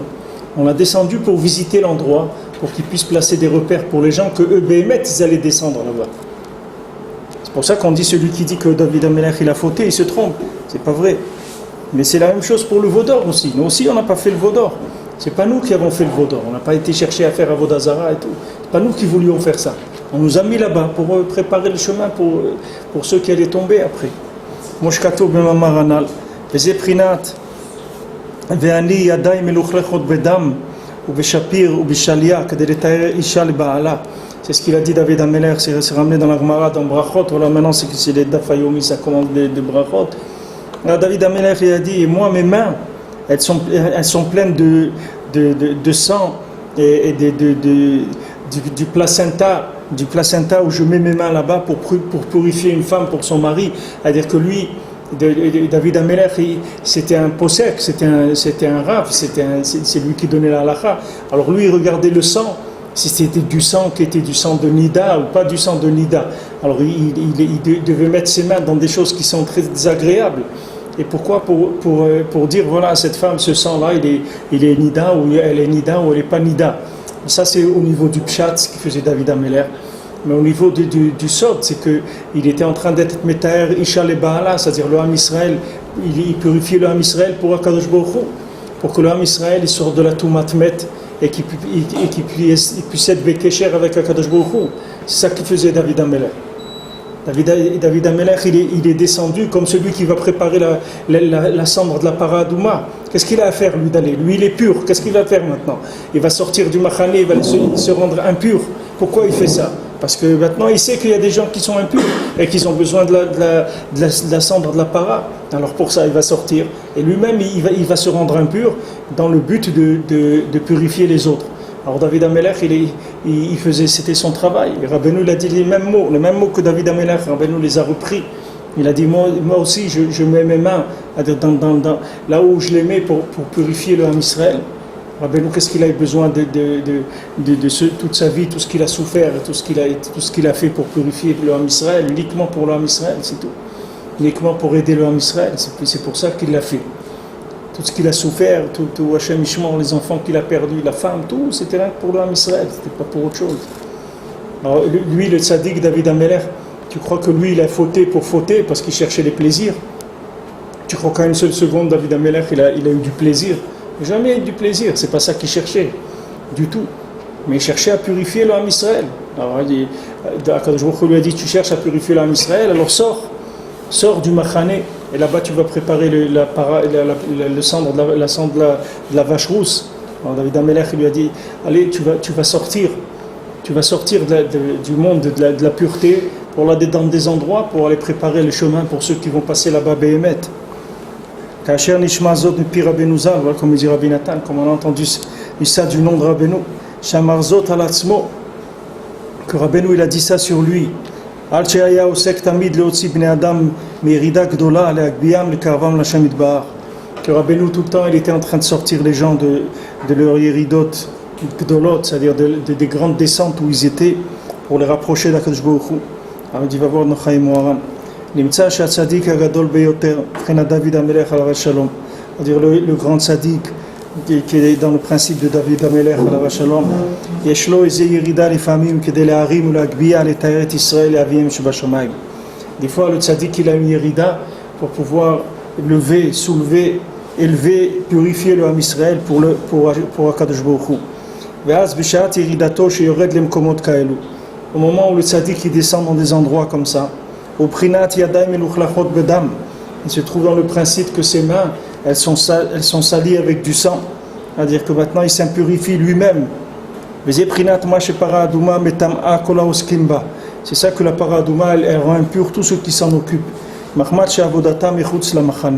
parce que le travail de la paradouma ça se passe en dehors du campement, c'est là-bas où on prépare la paradouma. Avalatuma ou rak les ficha, et toute cette impureté, ces saletés-là qui viennent sur la personne, c'est uniquement momentanément. Il est tamé que jusqu'au soir, c'est tout. Mais grâce à ça, il va élever tous ceux qui sont impurs dans le Ham Israël. Il est descendu. Et dans cette descente-là, il va aller là-bas mettre en place des principes, des systèmes, que quand les gens ils vont passer par là-bas, ils vont découvrir ces choses-là que quelqu'un il a laissées, que quelqu'un il a placé là-bas, des choses qui vont élever des gens qui sont très très loin. Ces gens-là, comment ils vont faire? Eux, ils sont là-bas, ils croient qu'ils sont dans un endroit normal, et qu'ils sont dans la norme, c'est leur norme à eux. Et ils croient qu'ils sont arrivés dans quelque chose de normal. Et les Maasé, c'est pas un endroit normal du tout. Mais pour qu'ils se rendent compte que c'est quelque chose qui n'est pas normal et qu'on leur ouvre une porte vers une sortie quelconque, quelqu'un il est né dans une mine, il croit que la vie c'est d'être dans une mine, il vit là-bas dans la mine, il croit que c'est ça la vie, il ne sait pas. Il ne sait pas qu'il y a autre chose. Il croit que c'est ça la vie, que les gens ils sont dans des tuyaux, dans la terre comme ça, dans des tubes sous terre, ils croient que c'est ça la vie. Mais les gens ils sont là-dedans, ils sont dans des souterrains, dans des labyrinthes de l'humanité, ils croient que c'est ça. Ils sont contents même, il y a des gens qui sont très contents là-bas. Et à un moment ils trouvent quelque chose qui est une image de quelque chose, ils voient là-bas, quelqu'un il a laissé une photo d'un arbre avec des fleurs et tout, et des fruits, il dit mais c'est quoi ça? Il dit il y a autre chose. Il dit comment? Moi je ne savais pas, moi je croyais que toute la vie c'était le charbon, c'est tout, je croyais qu'avec ça, la vie c'était de vivre dans le charbon, je ne savais pas qu'il y avait autre chose. Il dit voilà, maintenant tu sais d'où vient cet arbre, il y a quelqu'un qui est passé, comme il a dit Rabbeinu rapporte dans écoutez Moran sur le site pour les Pensions, il dit quelqu'un il a dormi 70 ans. Après il s'est réveillé, il a vu que le monde il avait changé. Alors il était en train de planter, il a planté un caroubier. Alors il dit pourquoi tu plantes un caroubier? Un caroubier, ça met 70 ans à pousser. Il dit jamais tu vas voir les fruits de ce caroubier. Et il dit non, pourquoi je mangeais des caroubes? Parce qu'il y a quelqu'un qui l'a planté pour moi. Alors moi aussi je vais planter pour les autres. On dit comme aussi je vais planter un caroubier. Il va servir aux gens qui vont venir, aux générations qui vont venir après moi. Et ils vont. Alors tous ces tzadikim là, comme David Ameller et tout, pourquoi ils ont tellement souffert dans leur vie? Parce que ce sont des gens qui ouvrent les chemins pour le monde. C'est des gens qui cherchent de l'ouverture des chemins. C'est pour ça qu'ils ont souffert énormément. C'est pour ça que toute leur vie ils étaient dans des guerres comme ça terribles. Des guerres, on les aimait pas, et ils étaient traqués, on voulait les tuer. Ils ont pourquoi tellement souffert? Parce que c'est des gens qui plantaient les repères pour tous les gens qui allaient tomber. Alors ils leur préparaient les repères. Pour ça, il fallait qu'ils descendent dans des endroits qui étaient des endroits très très difficiles. C'est sûr que les gens croient que les tzadikim, c'est des gens qui cherchaient le bonheur sur terre et qu'une fois qu'ils ont trouvé, ils étaient heureux, etc. Les tzadikim, ils n'ont pas des moments de bonheur. Les tzadikim, c'est la guerre sans arrêt. C'est des guerres jusqu'au dernier moment, jusqu'à la dernière seconde de leur vie. C'est une guerre sans arrêt avec les forces négatives pour essayer de planter des repères dans des endroits où il n'y a personne qui plante des repères là-bas. Et s'ils ne plantent pas ces repères, comment vont faire les gens après? Ils vont venir sur ces chemins, ils vont se perdre complètement. Alors eux, ils descendent là-bas, ils mettent en place des choses. Et après, les gens ils vont venir, ils vont pouvoir comprendre qu'il existe un moyen de se sortir de là. Il y a une autre forme de vie, il y a une possibilité de s'en sortir. On n'est pas obligé de rester dans les endroits qui sont des endroits comme ça, obscurs. אבל הטומאה והלכלוך הנ"ל הוא רק לפי שעה, כי אינו מטמא כמדי ערב, אבל על ידי זה הוא מגבה ומתאר את הטמאים של ישראל, מבחינת טומאה גדולה, שהיא מבחינת טומאת מת. Alors lui, il va purifier le Ham Israël, qui sont dans de grandes toumas, qui sont toumat met. Et ces toumat met, comme je vous ai dit tout à l'heure, des gens qui sont tombés dans la mort, c'est-à-dire la mort, dans l'isolement, dans la solitude. Voilà, 85% des gens ne peuvent pas se marier. Pourquoi? C'est ça le progrès de la société. C'est ça l'évolution du monde, c'est ça l'intelligence de rendre les gens seuls, de les isoler complètement, ils ne peuvent même pas se marier. Il en sait tellement sur ce que c'est un individu qui ne peut pas se marier, il ne peut pas s'engager dans le mariage. Au maximum, il peut s'engager dans une relation pour du plaisir, ou pour passer le temps, mais s'engager dans un mariage, construire une maison, il ne peut pas faire ça. Il ne peut pas, parce qu'il en sait tellement que ça y est, il est mort. Il est mort. Il lui a dit, Akadosh Baruch Hu, Adam Arishon, tu vas mourir. Le jour où tu vas comprendre, tu vas mourir. Il vaut mieux que tu ne comprennes pas, parce que tu vas vivre. Le jour où tu vas comprendre, tu vas mourir. Maintenant, merci. Maintenant, si Adam Arishon, il avait écouté Akadosh Baruch Hu, alors il serait rentré dans Shabbat. Il serait rentré dans la Emouna. Après qu'il soit rentré dans la Emouna, alors après il aurait compris. Comme Rabbi Nathan il dit, chez nous, on mange des animaux qui ruminent. Qu'est-ce que c'est l'animal qui rumine? L'animal qui rumine, il rentre le manger comme ça. Il ne goûte pas, il ne mâche pas le manger. Il le rentre d'abord. Et une fois qu'il a rentré, qu'il est dans son ventre, petit à petit, il le fait remonter et il mâche. Il dit, c'est comme ça qu'on doit étudier. Tu prends quelque chose, tu le rentres. Tu ne vérifies pas. Parce que ce que tu vérifies, c'est toujours plus petit que toi. Si tu veux apprendre des grosses choses, il faut que tu sois capable d'enregistrer sans vérifier. Et une fois que tu as enregistré, tu as rentré des éléments, petit à petit tu les montes et tu les mâches. Dans les dents, il y a 32 dents. Les 32 dents, c'est les 32 chemins de la Chokhmah. Quand tu mâches les mains, c'est une expression aussi en français. On dit on va te mâcher le travail, on va te mâcher le texte pour que tu le comprennes. Ça veut dire que maintenant, on va commencer à te faire des petits morceaux pour que tu puisses comprendre. Mais d'abord, tu dois être capable d'emmagasiner sans comprendre. Et plus tu es capable d'emmagasiner sans comprendre, et plus tu vas avoir une tête énorme après. Tu vas comprendre des choses énormes qui te dépassent complètement. Parce que maintenant, tu n'as plus le filtre de ton cerveau. Tu fais travailler à l'envers. C'est-à-dire, c'est plus le cerveau qui filtre ce qui va rentrer. Le cerveau, il filtre ce qui va sortir, pas ce qui va rentrer.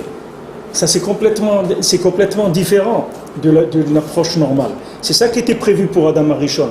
Je crois qu'Akadosh Baruch Hu, il allait prévu pour Adam Arishon qui reste un imbécile, qui soit un idiot comme ça, qui est un contemplateur. C'est pas ça qu'il voulait Akadosh Baruch Hu.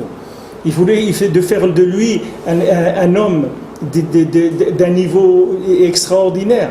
Et il lui a donné une méthode. Mais seulement, il ne lui a pas expliqué. Il ne lui a pas expliqué qu'il allait faire kidouche sur l'arbre de la connaissance du bien et du mal. Il ne lui a pas dit ça. Il lui a dit ça, tu ne manges pas, c'est tout. Et le serpent lui a dit, ah là, tu vas devenir, tu vas être quelqu'un. Si tu apprends, tu vas avoir du savoir, tu vas être quelqu'un. Et lui, il est tombé dans le panneau. Et Hachem lui a dit, tu manges ça, tu vas mourir.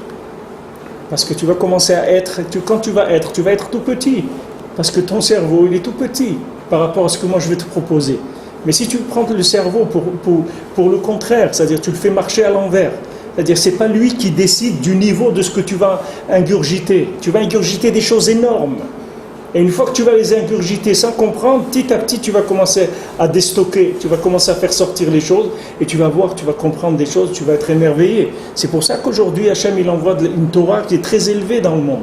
C'est pour que les gens ils n'aient pas la possibilité d'y avoir accès avec leur cerveau. Parce que c'est une Torah, quand tu commences à rentrer dans Ketuvei Arizal et tu vois le Zohar, tu vois le côté moral, tout ça, tu vois que tu ne peux pas comprendre ces choses-là. Alors tu peux soit les accepter, soit les refuser, c'est tout ce que tu peux faire. Mais les comprendre, tu ne peux pas comprendre. Une fois que tu as accepté, tu les as rentrés, à ce moment-là, petit à petit, tu vas commencer maintenant à les sortir, à diluer, et là tu vas comprendre des choses extraordinaires. Nifla Meod. Et même si à la base tu étais un idiot fini, que tu étais un bonhomme qui avait un cerveau comme un pois chiche, tu vas voir que tu vas avoir un cerveau extraordinaire. Tu vas avoir des connaissances extraordinaires. Benoît il dit qu'avec le côté moral, tu peux avoir un cerveau le plus élevé qui existe dans le monde. Que jamais personne il arrive à des compréhensions comme quelqu'un qui a étudié le côté moral. Mais étudier le côté moral comment? Il rentre des éléments, c'est tout. Il ne sait pas, il fait confiance. Mais ça, pour faire confiance, il faut être capable de vivre des liens. Un petit kunabrit, il faut de l'alliance. Il faut être capable de se lier avec des choses. Les gens, ils n'arrivent pas à se lier. Ils sont seuls, ils ont peur. Ils se lient avec rien. Alors, ils deviennent petits, tout petits, tout petits. Regarde un Ben Adam aujourd'hui, 85% des gens, ils ne peuvent pas se marier. C'est-à-dire, comment ils vont avoir des enfants, ces gens-là? Alors, bien sûr, ces associations-là de gens qui viennent un peu du monde entier pour procréer, comme des étables, on les met là-bas, on dit voilà, maintenant vous allez procréer. Et alors ils ont peur, ils disent bon, on ne va pas rester seul quand même, il faut bien au moins qu'on amène quelqu'un dans le monde. Il faut assurer quand même la suite de l'humanité. Alors les gens ils viennent du monde entier, dans des associations, et ils font des contrats devant un avocat, etc. Et ils procréent, ils font un enfant. Mais c'est tout, ils ne se connaissent pas, ils ne se marient pas, rien du tout. Il n'y a pas regardez le mode de vie qui est proposé. C'est ça la grandeur de l'homme, à quoi on est arrivé. C'est ça la société, ce qu'elle a sorti comme Ben Adam. Il ne peut même pas se marier. Il regarde des infirmes, des gens qui sont complètement sclérosés comme ça sur eux-mêmes. Il ne peut pas vivre avec quelqu'un d'autre. Il ne peut pas se lier. Maintenant, si tu ne peux pas te lier, tu ne peux pas faire confiance. Rabbeinu dit, d'abord tikkun abri, tu répares l'alliance et après tu rentres dans la émouna, après tu rentres dans la confiance. Et quand tu rentres dans la confiance, après il y a du chesed, après il y a des choses extraordinaires. Mais d'abord, pour arriver à la émouna, il faut réparer la possibilité de créer des liens.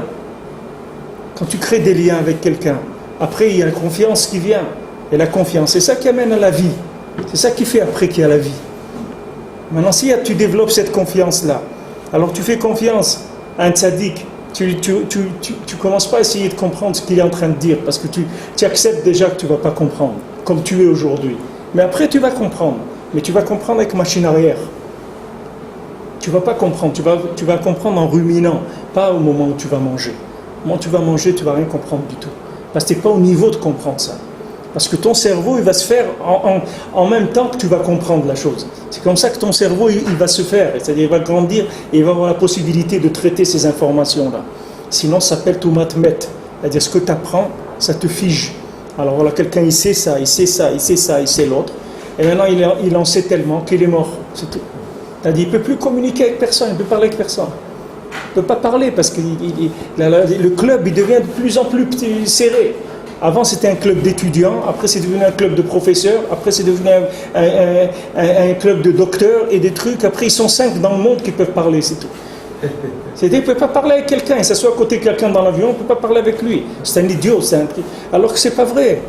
Que tous les individus dans le monde, c'est de la Torah ambulante. Tous les gens, c'est de la Torah ambulante. N'importe qui, que ce soit un juif, un goy, n'importe qui, c'est une Torah ambulante.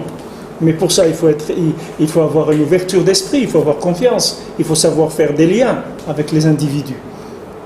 Et c'est au chacham, alomed mikol adam. Qu'est-ce que c'est un chacham? C'est quelqu'un qui est capable d'apprendre de n'importe qui. C'est pas quelqu'un qui est capable d'apprendre que de ses copains. Il en a 3 dans le monde avec qui il peut parler, ou 5 ou 10, un petit club comme ça, fermé, et qui ont un langage, un jargon à eux et tout. Et les gens, ils croient qu'ils sont arrivés à quelque chose. Ils ne savent pas qu'ils sont arrivés à la mort. Encore un petit peu. Après, ça y est, c'est le trou. Là, il est tout seul. C'est la même chose. Il est presque arrivé à la mort. Il est presque arrivé au trou. Il va se retrouver tout seul. Seulement, ils sont dans un trou. Ils sont 5 ou 10 ou 20. Mais ce n'est pas ça la vie. La vie, c'est l'ouverture totale sur le monde. C'est ça la vie. Si tu ne peux pas communiquer avec n'importe qui et apprendre de n'importe qui, ça veut dire que tu as des gros problèmes. Alors, quand tu arrives à des statistiques comme ça, que tu vois 85% des hommes à Tel Aviv, ils ne sont pas mariés, tu te dis, mais attends, où on est arrivé là? On peut apprendre vraiment de n'importe quoi. De n'importe qui, tu peux apprendre. Et nous, on est chez Bastel, par exemple. On sait que le mec, il est chez Bastel. On peut apprendre d'autre part aussi. De n'importe qui, tu peux apprendre. Bien sûr. Tu dois apprendre. Parce que si tu n'apprends pas de quelqu'un, ça veut dire que tu considères des situations comme des situations mortes, neutres, qui ne servent à rien. Si on sait ça n'existe pas. On sait qu'il est issu d'un DRF, et ça, ce DRF-là, c'est pas ça. Mais cette personne-là, elle est vivante, elle est là. Même si elle est dans un chemin que toi, tu penses que ce n'est pas le chemin qui est parfait, mais elle, dans son chemin, elle draine des choses, elle fait passer des choses. Elle a des contacts avec le monde. Elle mange, elle respire, elle voit, elle entend. Donc ça fait circuler de la parole d'Hachem. Ça dépend ce que tu cherches. Si tu cherches le contact avec Hachem, tu vas le trouver partout. Parce que tout, mais le Koretz Kevodo, partout il y a Kadosh Baruch. Seulement maintenant, pour ça, tu dois enlever l'ego. Si tu enlèves l'ego, tu vas voir que tu peux arriver à communiquer avec tout le monde. Maintenant, si tu as l'ego, alors l'ego, tu grandis, mais tu ne sais pas qu'en même temps que tu grandis, tu t'isoles. Tu ne passes plus par la porte, tu comprends? Elle est trop petite, la porte, tu ne peux plus sortir. Tu n'arrives plus, tu es trop gros, tu ne passes plus par la porte. Tu en sais tellement que tu ne peux plus bouger. On peut tomber là-dedans chez vous, Dans tout, tu peux tomber là-dedans. Dans tous les domaines, tu peux tomber là-dedans. Dans tous les domaines, dans la science, dans la médecine, dans n'importe quoi. N'importe où, tu peux tomber là-dedans. Il y a des gens qui apprennent, qui savent beaucoup de choses, mais la chose qu'ils savent le plus, c'est qu'ils ne savent rien du tout. Comme Rabbi Nachman, il dit, moi je suis un chidouche dans la connaissance que j'ai amenée dans le monde. Mais là où je suis le plus grand chidouche, c'est dans le non-savoir. Que je peux apprendre à n'importe qui ne sait rien du tout. Vous m'amenez la personne la plus intelligente, la plus sage du monde, je vais lui montrer qu'il n'a pas touché la sagesse, c'est rien du tout encore. Il dit là, je suis un plus grand chidouche que la connaissance. Parce que sinon, c'est tout matmet, ça s'appelle tout matmet. Alors, les tzadikim, ils descendent là-bas, dans ces endroits-là, et placent des repères pour que les gens qui sont tombés là-dedans, ils aient une possibilité de s'en sortir. C'est ça la notion de membre qui contient le plus, ou ça n'a rien à voir? Ça que quoi? Dans le compte, il parle de la notion de membre qui contient le plus dans les 7 membres. Ouais, c'est ouais. ça, ou ça n'a rien à voir? Il y a aussi, bien sûr, ça, que moi, ta marzik et ta meroubé, un petit peu, mais qui contient beaucoup. Bien sûr, il y a ça.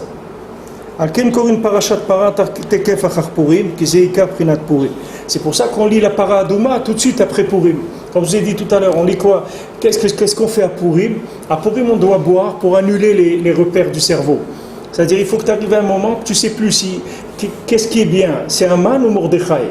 Quelqu'un dit, mais quand même, c'est évident. Non, il n'y a rien qui est évident. Il n'y a rien qui est évident. Est-ce que tu es arrivé à croire, à voir que maintenant, Aman et Mordechai, si tu ne sais plus qui est-ce qui est bien, qui est-ce qui n'est pas bien. Alors le jour où tu arrives à ça, alors après tu as Paradouma. Paradouma, elle purifie, la vache rousse, elle va purifier les gens qui sont impurs, elle va impurifier les gens qui sont purs. On prend la même chose, la même connaissance. Elle va rendre quelqu'un impur ou elle va impurifier quelqu'un. La même chose, le même texte, les mêmes éléments. Ça dépend. Il y a quelqu'un qu'elle va faire vivre et quelqu'un qu'elle va tuer. La même chose, la même phrase. Ça dépend comment il l'apprend. S'il se considère comme impur, elle va le purifier. S'il se considère comme pur, elle va l'impurifier. S'il considère qu'il est quelqu'un, il est pur, il est bien, alors ça va l'impurifier, ça va le tuer, la connaissance. Et s'il se considère comme impur, quelqu'un qui ne sait rien du tout, elle va le purifier.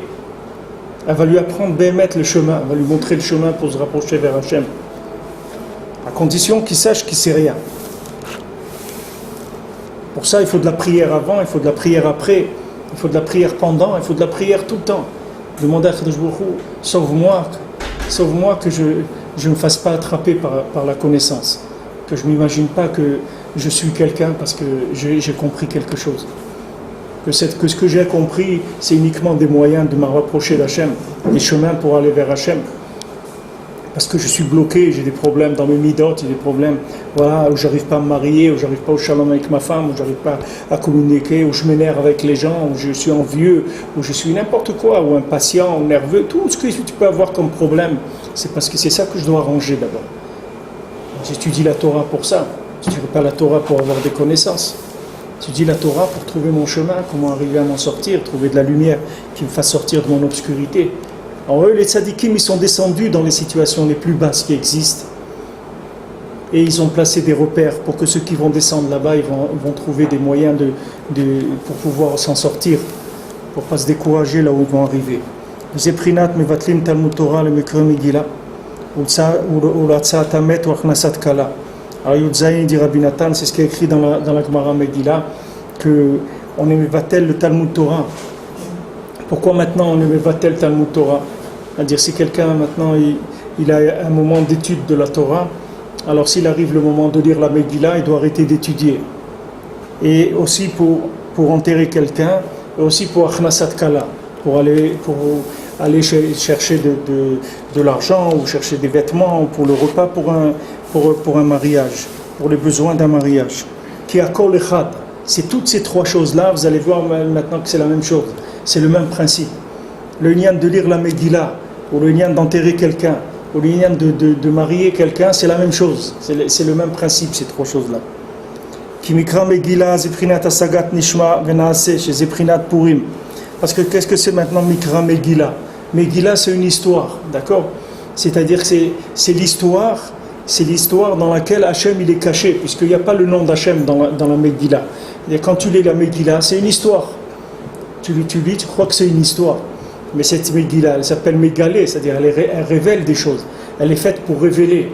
Donc maintenant, c'est une Torah qui vient sous forme d'histoire pour pouvoir passer pour qu'elle puisse passer dans toutes les situations possibles.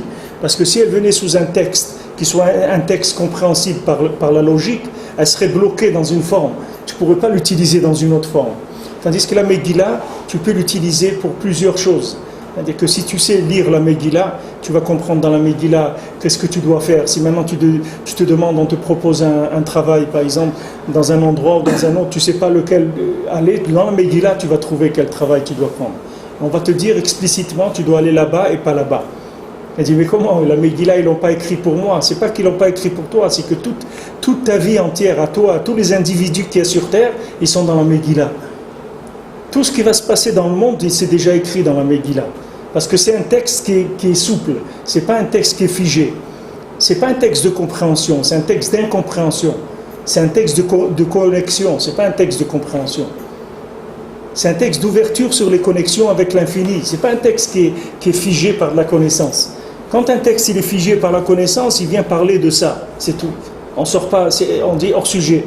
Allez, voilà, tu es en train de parler de quelque chose, c'est hors sujet. Maintenant, on est en train de parler d'une halakha, on est en train de parler de l'Ichot Mezouza. Dans l'Ichot Mezouza, tu ne vas pas trouver comment on fait la shrita. C'est pas là-bas qu'il faut que tu cherches. Ça, c'est hors sujet. Va chercher là-bas. Tu cherches une logique, sur ça, va la chercher dans le contexte. Tandis que la Megillah, il y a tout dedans. Qu'est-ce que ça fait Megillah? C'est Megalé. Megillat Esther, Megalet Astara. Ça révèle ce qui est caché. Qu'est-ce qui est caché? Tout ce qui est caché de toi. Tout ce qui est caché de toi. Tu cherches où habiter, tu ne sais pas dans quel quartier tu vas aller habiter, c'est écrit dans la Megillah. Il dit, mais comment ils ont écrit ce texte-là, c'est pas un texte figé, c'est un texte, il est souple, il est ouvert jusqu'à l'infini, il inclut toutes les situations du monde. Parce que c'est un texte dans lequel tu peux communiquer avec Hachem. Hachem, il peut te parler dans la Megillah. Parce que tu ne vas pas le voir, il n'y a pas son nom dans la Megillah. Donc il peut s'adresser à toi et tu vas voir qu'il est en train de te parler clairement, il est en train de te dire ce que tu vas faire. Si tu as la bonne approche de la Megillah. La Megillah, elle est venue pour te révéler ce qui était caché de toi. À condition que tu cherches, bien sûr. Prinat Asagat Nishma Venach, Prinat Purim. Prinat Bitula Shel Torah, Zeu Kiyuma. C'est pour ça que tu as besoin de Bitul Torah. Pourquoi tu as besoin d'être Mevatel la Torah? Je vous ai dit, c'est pas écrit, par exemple, il y a des moments, il y a des mitzvot où il faut arrêter d'étudier, mais c'est pas écrit Bitula Shel Torah. Par exemple, quand on va faire la Bdikat Hametz, c'est écrit qu'il faut arrêter. Si tu es en train d'étudier, tu dois t'arrêter d'étudier pour faire la Bdikat Hametz. Mais c'est pas écrit Bitula Shel Torah. C'est écrit que tu t'arrêtes d'étudier. Parce que maintenant, il y a la mitzvah de Bdikat Hametz, le 14 Nissan, tu dois faire la Bdikat Hametz, donc tu dois arrêter. Si tu as un cours ou une chavrota et tout, tu es obligé de t'arrêter pour aller faire la Bdikat Hametz. Mais c'est pas écrit le mot Bitula. Bitula, ça veut dire annihilation. C'est-à-dire Bitula chez le Torah, c'est-à-dire Mevatlim Torah, les Kriyat Megillah, ça veut dire tu Mevatel ta Torah, c'est-à-dire tout ce que tu sais pour rentrer dans la Megillah. C'est-à-dire tu vas rentrer dans la Megillah comme quelqu'un qui ne sait rien. Parce que si tu rentres dans la Megillah comme quelqu'un qui sait quelque chose, alors ce que maintenant la Megillah elle doit te transmettre comme information, elle ne peut pas te les transmettre puisque tu es quelqu'un qui sait déjà des choses. Tout ce que tu sais, ça va t'empêcher de découvrir ce qu'il y a à découvrir. Donc on s'est écrit Mevatlim Talmud Torah pour Kriyat Megillah. C'est-à-dire que maintenant on annule ce qu'on croit savoir pour pouvoir entrer dans la lecture de la Megillah. À ce moment-là, on va lire quelque chose. Ne fais pas comme les vieux. Les vieux, ils te disent toujours « Oui, je sais. » Les vieux, ils savent tout. Les bémettes, ils savent rien. Mais ils te disent « Je sais. » Il dit « Oui, mais voilà, dans la Torah, oui, je sais. » Il sait tout, le vieux. Zaken, c'est ça, c'est des Zekana Chokhma. C'est-à-dire, il a acquis la Chokhma. Quand quelqu'un, il sait, il est devenu vieux, ça y est. C'est un vieux, il sait. Qu'est-ce que c'est un jeune? C'est quelqu'un qui ne sait rien. Plus quelqu'un ne sait rien, plus il est jeune, plus il a de l'énergie. Plus quelqu'un il sait, plus il s'apaise complètement. Parce qu'il sait. Et les vieux te disent oui, je sais, chez moi. Qu'est-ce que vous savez? Il dit oui, non, mais je sais. Mais quoi? Vous savez quoi? Dites-moi, et tu vas voir qu'il ne sait pas. Je vous interdis d'être vieux. Hein? Je vous interdis d'être vieux. Ouais. Rabbeinu, il a dit qu'on n'a pas le droit d'être vieux. C'est-à-dire qu'on n'a pas le droit de savoir, les mains, c'est ce que ça veut dire. Mais on n'a pas le droit de croire qu'on sait, parce que savoir Bémet, on ne sait pas. Mais on n'a pas le droit de se tromper là-dessus, de croire qu'on sait des choses. Les Eou Leotsa Tamet. Et pourquoi maintenant on dit qu'on met Vatel Talmud Torah pour enterrer quelqu'un qui a Bitul ou Bishvil Otsa Tamet, qui était l'Achnia Sitra de Mota? Parce que maintenant, pourquoi on fait Bitul Torah? C'est pour faire sortir le mort. Parce que maintenant, Kadosh Baruch Hu lui a dit le jour où tu vas savoir, tu vas mourir.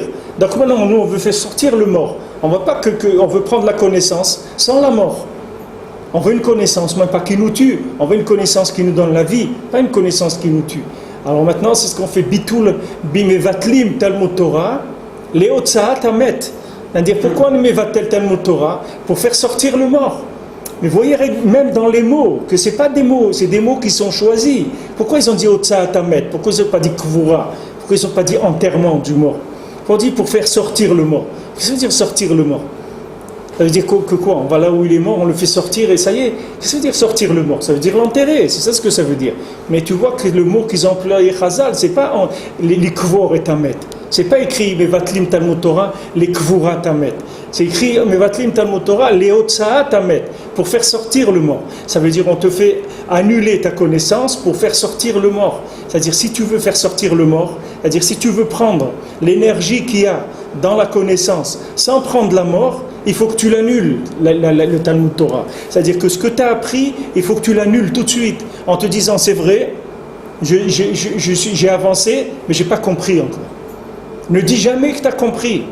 La Gemara, elle dit Leolam ilmad adam la guideni yodea. Toujours un homme, il doit apprendre à dire je ne sais pas. Je ne sais pas, j'ai appris, mais j'ai appris que je ne sais pas.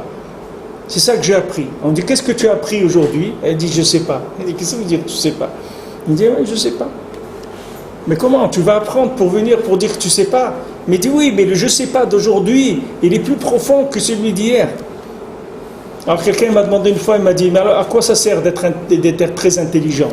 Ben, c'est d'être intelligent, c'est pour avoir une plus grande profondeur dans la prise de conscience de ta non-connaissance. Parce que plus tu es intelligent, plus tu vas voir vraiment que tu ne sais pas. C'est pour ça que quelqu'un, Hachem lui a donné l'intelligence, pour qu'il sache vraiment qu'il ne sait pas.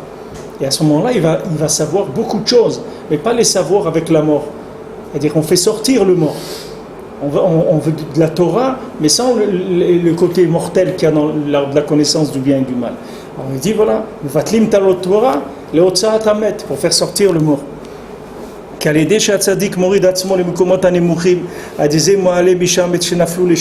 Parce que par le fait que maintenant le tzaddik il descend dans les endroits les plus bas, de là-bas il va faire sortir les gens qui sont tombés. Par ça, il est machnia sitra demuta, c'est-à-dire par ça il annule le côté de la mort. À ce moment-là, toute la hérida qu'il a eue, tout le fait qu'il est descendu, ça va devenir la chose qui va le faire monter. C'est-à-dire même quelqu'un maintenant qui est descendu dans la connaissance, parce que les maasé, la connaissance, c'est une descente par rapport à la émouna. Comment quelqu'un il peut rentrer dans la connaissance alors qu'il y a la émouna? Comment Adam Arishon il a pu être attiré par l'art de la connaissance du bien et du mal alors qu'il avait l'art de vie à côté de lui? À quoi tu peux arriver au maximum avec la connaissance? À la vie? Eh bien voilà, la vie elle est là. Pourquoi tu veux passer par là? Alors lui, Adam Arishon, il est dit non, parce que maintenant si je passe par la connaissance, alors je vais avoir une approche d'Hachem qui est beaucoup plus profonde avec la connaissance. C'est comme ça qu'il a calculé Adam Arishon. Il dit avec maintenant la possibilité de comprendre, je vais aller plus profondément dans la vie, c'est-à-dire dans le rapprochement d'Hachem. Mais les Maasé, il avait Etzachaim, l'Adam Arishon. Il avait Etzadat Tovera, Etzachaim. Pourquoi il a été Etzadat Tovera? Parce qu'il croyait qu'il arriverait à une plus grande connaissance.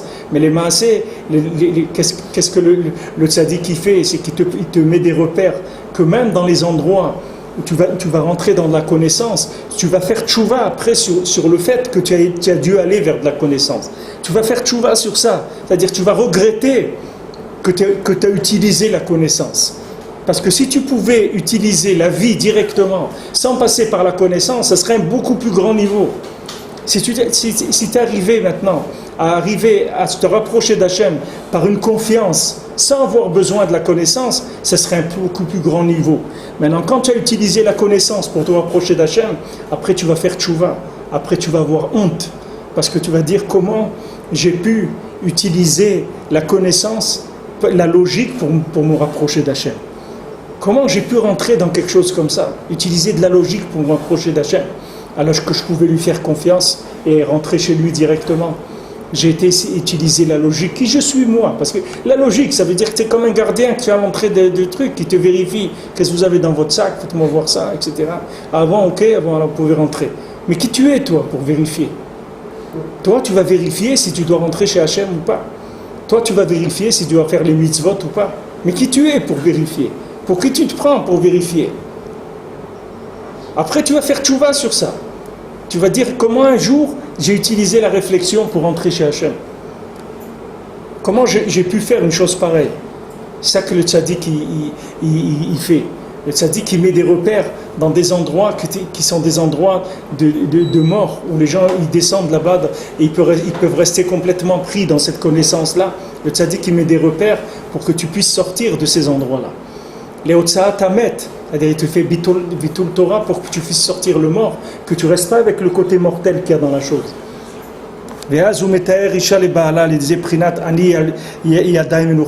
moment-là, il purifie la femme pour son mari, c'est-à-dire il purifie le Ham Israël pour qu'il puisse se rapprocher d'Hachem.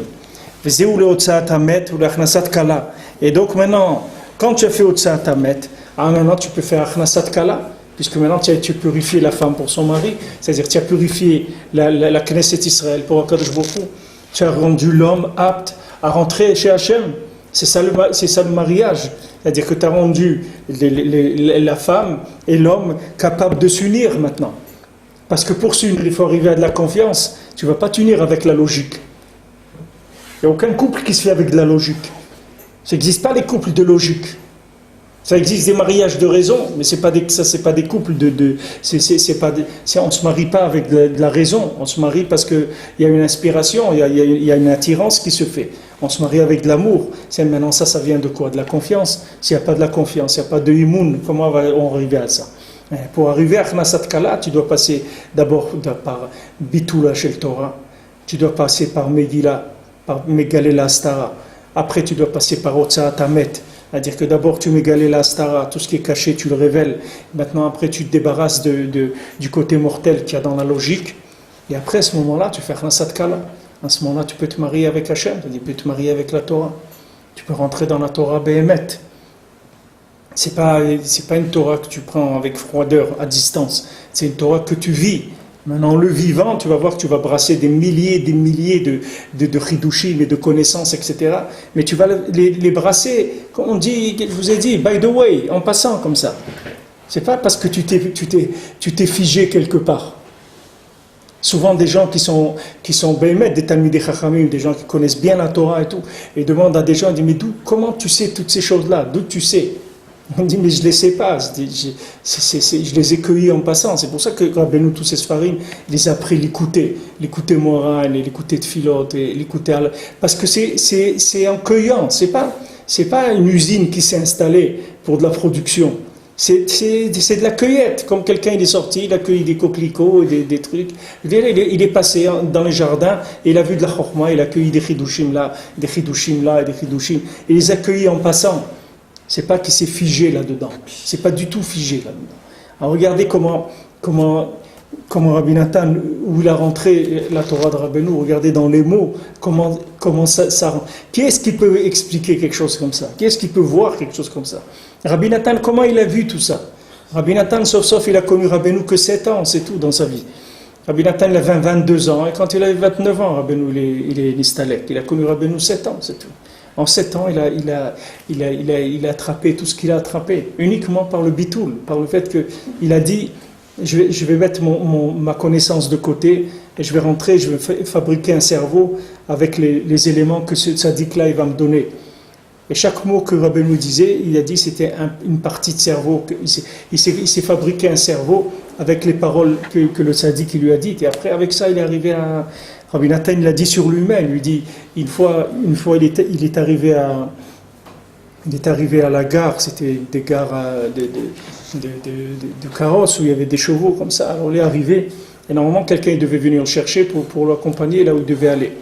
Alors la personne n'était pas là, alors il a pris ses valises et il allait vers l'endroit où il allait. Alors quand il s'est rapproché de l'endroit où il allait, il y a quelqu'un qui est venu à sa rencontre. Alors Rabbi Nathan lui a dit, je ne savais pas que le cerveau du monde devait porter ses valises aussi. Rabbi Nathan, il s'appelait lui-même le cerveau du monde. Il savait qu'il était le cerveau du monde. Pourquoi il savait qu'il était le cerveau du monde? Parce qu'il n'était pas. C'est pour ça qu'il pouvait dire quelque chose comme ça. Parce que Béhémet, il n'était pas. Il ne s'est pas construit avec l'ego. Tout ce qui s'est construit, c'est par le fait qu'il a enlevé l'ego complètement. C'est-à-dire il a mis toute sa connaissance de côté. Alors que c'était un grand ami Chacham, un Meyuchas, Rabbi Nathan, c'était un tzaddik lui-même, c'était un dayan, c'était un homme qui était entièrement construit dans la Torah et tout. Tout ça, il a mis de côté et a dit maintenant, ça y est, j'ai trouvé un maître, ce qu'il va me dire, c'est ça ma vie. Mon cerveau, tout, je vais raisonner avec ce que lui me dit, c'est tout, pas autre chose. Avec tout ce qu'il a écrit, il s'est dit, tout ça, je comprends rien. Tout ça, il ne comprenait rien. Non, parce que c'est pas quelqu'un qui... Son cerveau, il n'a pas pris de lui-même. C'est comme si tu fais un échange standard. Il a pris un autre cerveau qui a été construit par Rabbeinu, il a dit, mais ça c'est moi. Quand Rabbi Nathan, il écrivait, Rabbeinu, il a dit, mais ça c'est moi, c'est pas lui. C'est sa main, c'est tout. Mais c'est mon cerveau avec sa main à lui, c'est tout. Il n'a pas cherché à comprendre d'écouter Moran, lui, ça je comprends, je l'ai écrit. C'est pas qu'il n'a pas cherché à comprendre, il n'a pas cherché à être. C'est pas à comprendre. À comprendre, il a cherché à comprendre. Et il a compris, et Baruch Hashem plus que n'importe qui, mais il n'a pas compris par les chemins que nous on comprend. Il a fait Otsaat Hamet, il a sorti le mort, c'est-à-dire il a sorti la connaissance qui fait pourrir la personne. Il l'a fait sortir, celle-là. Il a été vers Khnasat Kala, c'est-à-dire vers le lien du Yichud, d'être Meyached de Am Israël avec Akadosh Baruch Hu. C'est ça qu'il a cherché. Et il a eu des chidushim, que quand tu vois les chidushim de Rabbi Nathan, tu vois que c'est des choses qui sont incroyables. Comme un Ben Adam, il a découvert des choses comme ça. Mais tu vois que ce n'est pas avec son cerveau qu'il les a découverts. C'est justement par l'anti-cerveau. C'est comme ça qu'il est arrivé à comprendre tout ça. Par l'anti-être à travers sa connaissance. C'est comme ça qu'il a découvert des choses extraordinaires dans la Torah. Pour chacun, c'est la même chose. La Torah, elle est malée chidushim. Il y a des milliards de chidushim dans la Torah. Mais les gens, ils ne les voient pas parce qu'il la tourne vers eux, la Torah. Comme il la tourne vers eux, tout de suite, elle s'affaisse. Tout de suite, elle s'aplatit. Et la Torah, elle ne veut même pas, comme Rabbeinu dit dans cette Torah, la Medalef, la Torah, elle ne veut même pas rentrer dans leur bouche. La Torah, elle prie à Kadosh Baruch Hu de ne pas rentrer dans la bouche de ces gens-là. Parce qu'elle dit, quand je rentre là-bas, c'est la mort, c'est une tombe. Je ne veux pas rentrer chez lui. C'est une tombe, je n'ai pas envie de rentrer dans une tombe, j'ai envie de rentrer dans la bouche de gens qui sont vivants. Pourquoi c'est écrit que le monde, il se maintient que sur la buée des enfants qui étudient la Torah? Pourquoi? Qu'est-ce qu'ils comprennent les enfants? Rien. Eh bien, c'est ça qu'on veut. C'est sur ça que le monde y tient. Il ne tient pas sur les cerveaux. Les cerveaux, ils ont détruit le monde. Ils n'ont jamais construit le monde. Les cerveaux, ce n'est pas eux qui construisent le monde. Le monde y tient sur la buée de la bouche des enfants qui étudient la Torah. Parce que quand un enfant il étudie la Torah, tu le vois comment il met son cœur dedans, il répète des choses, il dit et il répète encore, il répète des choses, il dit Moshe Rabbeinu, voilà ça, il répète, et lui il ne comprend rien. Mais le fait qu'il le dit sans comprendre, c'est ça qui révèle Hachem dans le monde. C'est ça parce que le Maasé, lui, il est un conduit pour faire passer la parole d'Hachem dans le monde, justement parce que lui, il ne comprend pas. Et comme après il commence à comprendre, ça y est, il commence à être de plus en plus méfiant, de plus en plus exigeant, de plus en plus dur aussi, rigoureux, etc. Parce qu'il a commencé à comprendre des choses. Alors il commence à manipuler.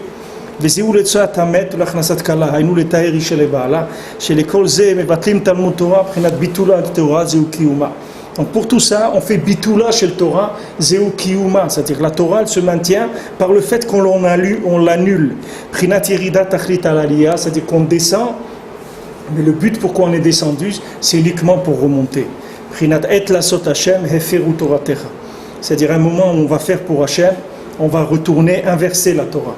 Ou peresh Rashi, ma ya'asu elu sheheferu toratecha kesherotzim la'asot tshuva. Comment ils vont faire ceux qui ont inversé la Torah et quand ils veulent faire tchouva? Ain Sham va voir là-bas. C'est pour ça que ceux maintenant qui ont inversé la Torah, c'est-à-dire qu'ils ont fait des avérotes, ils ont transgressé ce qu'ils ont transgressé. Et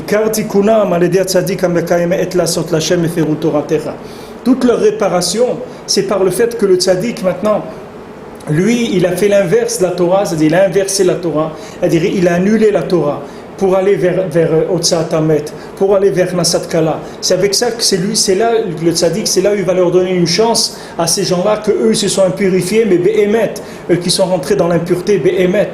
Alors lui, le tzaddik est rentré dans l'impureté, c'est-à-dire uniquement pour préparer le chemin à ceux qui se sont impurifiés, Be'emet, qui se sont rendus impurs, Be'emet.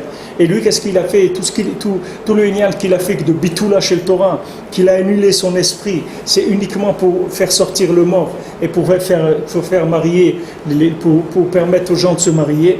Alors lui, il va leur permettre de retrouver leur chemin. Donc le tzaddik qui s'annule et il descend dans des endroits qui sont des endroits d'annulation de la Torah pour qu'elle se maintienne. Et lui, il arrive toujours à des compréhensions et des applications de la Torah de plus en plus élevées.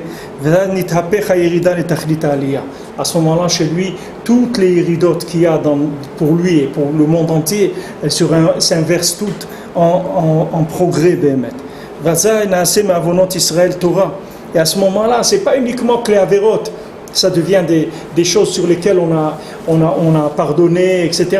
C'est que les avérotes, elles deviennent de la Torah. Les avérotes elles-mêmes, ça devient de la Torah. Les avérotes que quelqu'un il a fait, ça devient de la Torah. Pas facile de comprendre ça. Hein? Comment quelqu'un de ces avérotes, ça va devenir de la Torah? Bien sûr, ces avérotes, elles vont devenir de la Torah. S'il applique la méthode, il va voir que ces avérotes, elles vont devenir de la Torah. Il va y avoir un jour, on va chercher les avérotes d'Israël, on ne va plus les trouver. Et avec ça, il va élever chacun, il va le ramener à sa racine.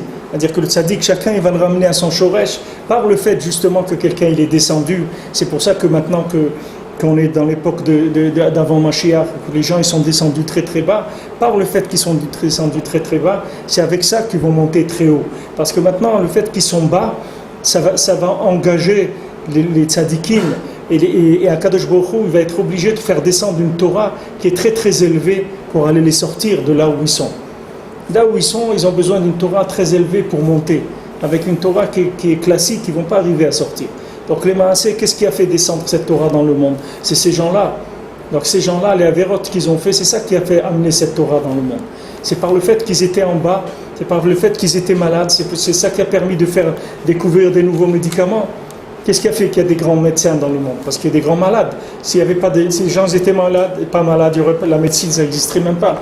Maintenant, cette Torah Gavoa qui est descendue, que ce soit le Zohar, que ce soit les Kitvé Arizal, ou que ce soit la Torah de Rabbeinu qui est amenée dans le monde, qu'est-ce qui a fait que cette Torah elle est descendue dans le monde? C'est la maladie du Ham Israël.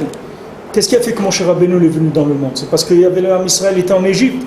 Si le Ham Israël n'était pas en Égypte, Moshe Rabbeinu ne serait pas venu. Comme Rabbeinu dit que le fait que maintenant ils étaient en Égypte, qu'ils étaient au 49e port de la Touma, alors Hachem il a envoyé un tzaddik qui était grand comme Moshe Rabbeinu pour les faire sortir. Donc qui est-ce qui a fait venir Moshe? C'est eux, c'est là où ils étaient. C'est pour ça que des avérotes de quelqu'un, c'est ça qui va amener de la Torah. C'est-à-dire de la même manière que de la maladie de quelqu'un, c'est ça qui a permis qu'on trouve le médicament. Parce que pourquoi on s'est mis à chercher, pourquoi on a créé un laboratoire de recherche? Parce qu'on avait devant nous une maladie. Donc on a commencé à faire des expériences et des choses pour trouver comment soigner cette maladie. La même chose, chacun là où il est tombé, c'est ça qui va faire que Akadosh Baruch Hu va faire descendre dans le monde des refouot et des médicaments spirituels comme il n'y a jamais eu dans le monde. Mais les Maaseh, c'est lui qui a eu ça. Qui est-ce qui a fait? C'est Saïrida qui a fait ça. Et là où il est descendu, et là-bas il a cherché comment s'en sortir, alors on lui a envoyé des éléments qui sont très élevés, donc les Maaseh après il va venir, et lui il va récupérer cette Torah, et non seulement que ses fautes elles vont être pardonnées, mais ses fautes ça va être de la Torah, il va toucher un salaire sur les fautes qu'il a faites. Même sur les avérotes qu'il a faites, on va lui donner un salaire. C'est grâce à ces avérotes qu'il y a eu ça qui s'est révélé dans le monde, cette Torah-là. Elle est venue des avérotes du Ham Israël. David, il a fait Bekavana, mais nous on ne peut pas faire Bekavana. On ne peut pas faire Bekavana, parce que nous on est en train d'essayer de se soigner. Lui, il est descendu parce qu'il est vacciné, il est immunisé contre le mal. Lui, David Ameller, il peut descendre, ça ne lui fait rien du tout. Mais nous, on est en train de se sauver, essayer de se sauver. Nous, les Khatrila, on ne doit pas faire des aberrants. C'est Bedi Avad, parce que c'est Bedi Avad. Mais ce Bedi Avad, il n'est pas de nous, c'est pas nous. Nous, on vient de là où on vient, nos parents, ils sont ce qu'ils sont, nos grands-parents, etc. On est descendu, fait qu'on est arrivé là où on est, mais c'est pas nous qui sommes. Nous, on n'est pas responsables de notre niveau. C'est la génération dans laquelle on vit qui est le niveau dans lequel on se trouve.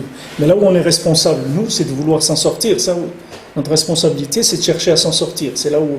Et si on cherche à s'en sortir, Hachem, il envoie. Et il envoie des torotes très élevées. C'est pour ça qu'après, on dira, voilà, qu'est-ce qui vous a donné les moyens de faire descendre cette Torah? C'est parce que là où j'étais, j'ai cherché à m'en sortir. Donc cette Torah, elle m'appartient. C'est moi qui l'ai amenée dans le monde, comme Moshe Rabbeinu. C'est lui qui a fait descendre la Torah dans le monde. Il a fait descendre pourquoi? Pour soigner le Ham Israël, mais il a fait descendre la Torah. Parce qu'ils avaient besoin de ça. Avraham Avinu n'avait pas besoin de Matan Torah. Avraham Avinu avait la Torah, il n'avait pas besoin qu'il y ait Matan Torah. Yitzhak et Yaakov, ils n'avaient pas besoin. Ils étaient Mekayem la Torah, ils n'avaient pas besoin qu'il y ait un Matan Torah. Nous, on avait besoin de Matan Torah en sortant d'Égypte. Alors Moshe Rabbeinu l'a fait descendre la Torah pour le Ham Israël. C'est lui qui l'a fait descendre, mais c'était pour le Ham Israël. Maintenant, chacun, c'est pareil. Là où il se trouve, les difficultés qu'il a, c'est ça qui permet de faire descendre une Torah qui va l'aider à sortir de là où il est lui et tous les autres qui sont dans le même problème que lui. Il peut après en faire profiter aux autres. Bien sûr, bien sûr.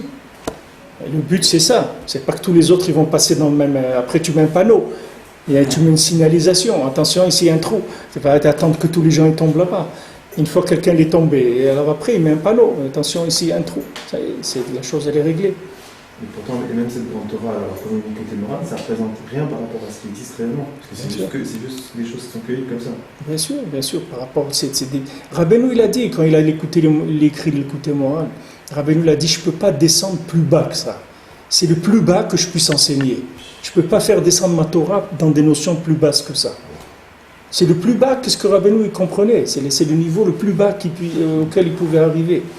On ne saura jamais, alors, parce qu'on dit que Mashiach, quand il va venir, il va nous enseigner l'équité morale. Donc on ne saura jamais plus, finalement. On saura après. Il y a une suite. Mashiach, c'est rien qu'une étape, c'est tout.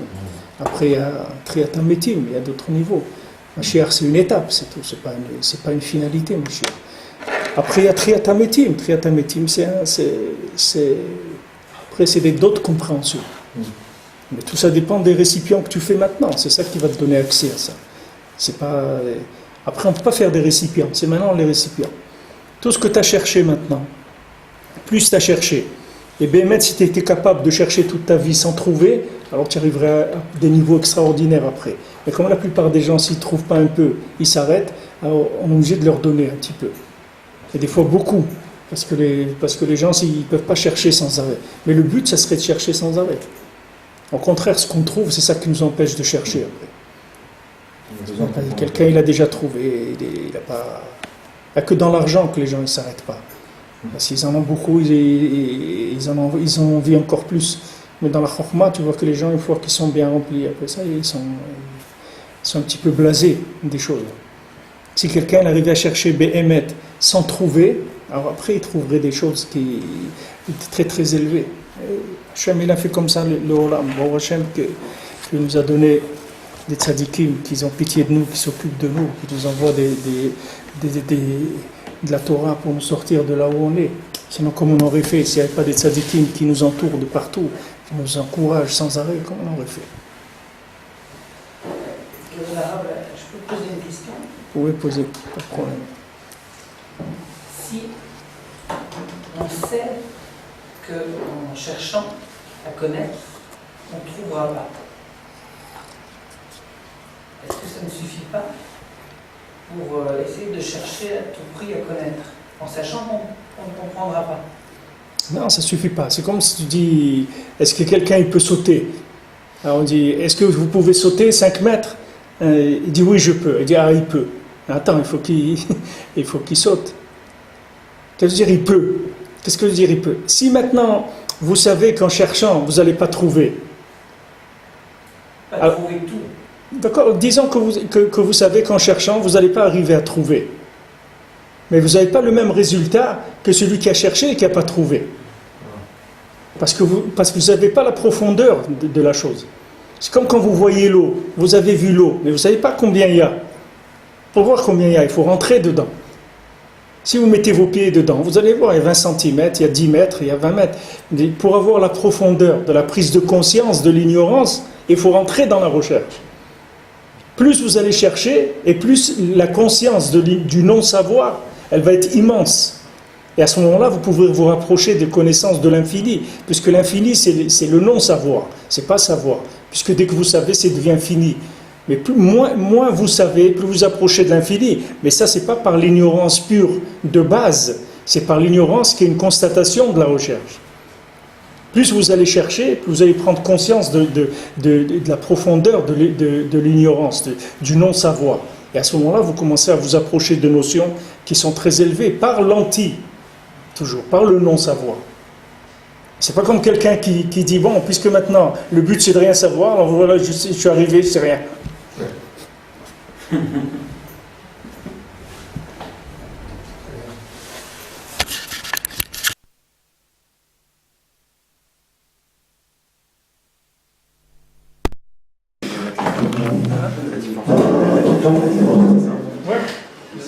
Mettre la vidéo, c'est la mettre qui après les visibles.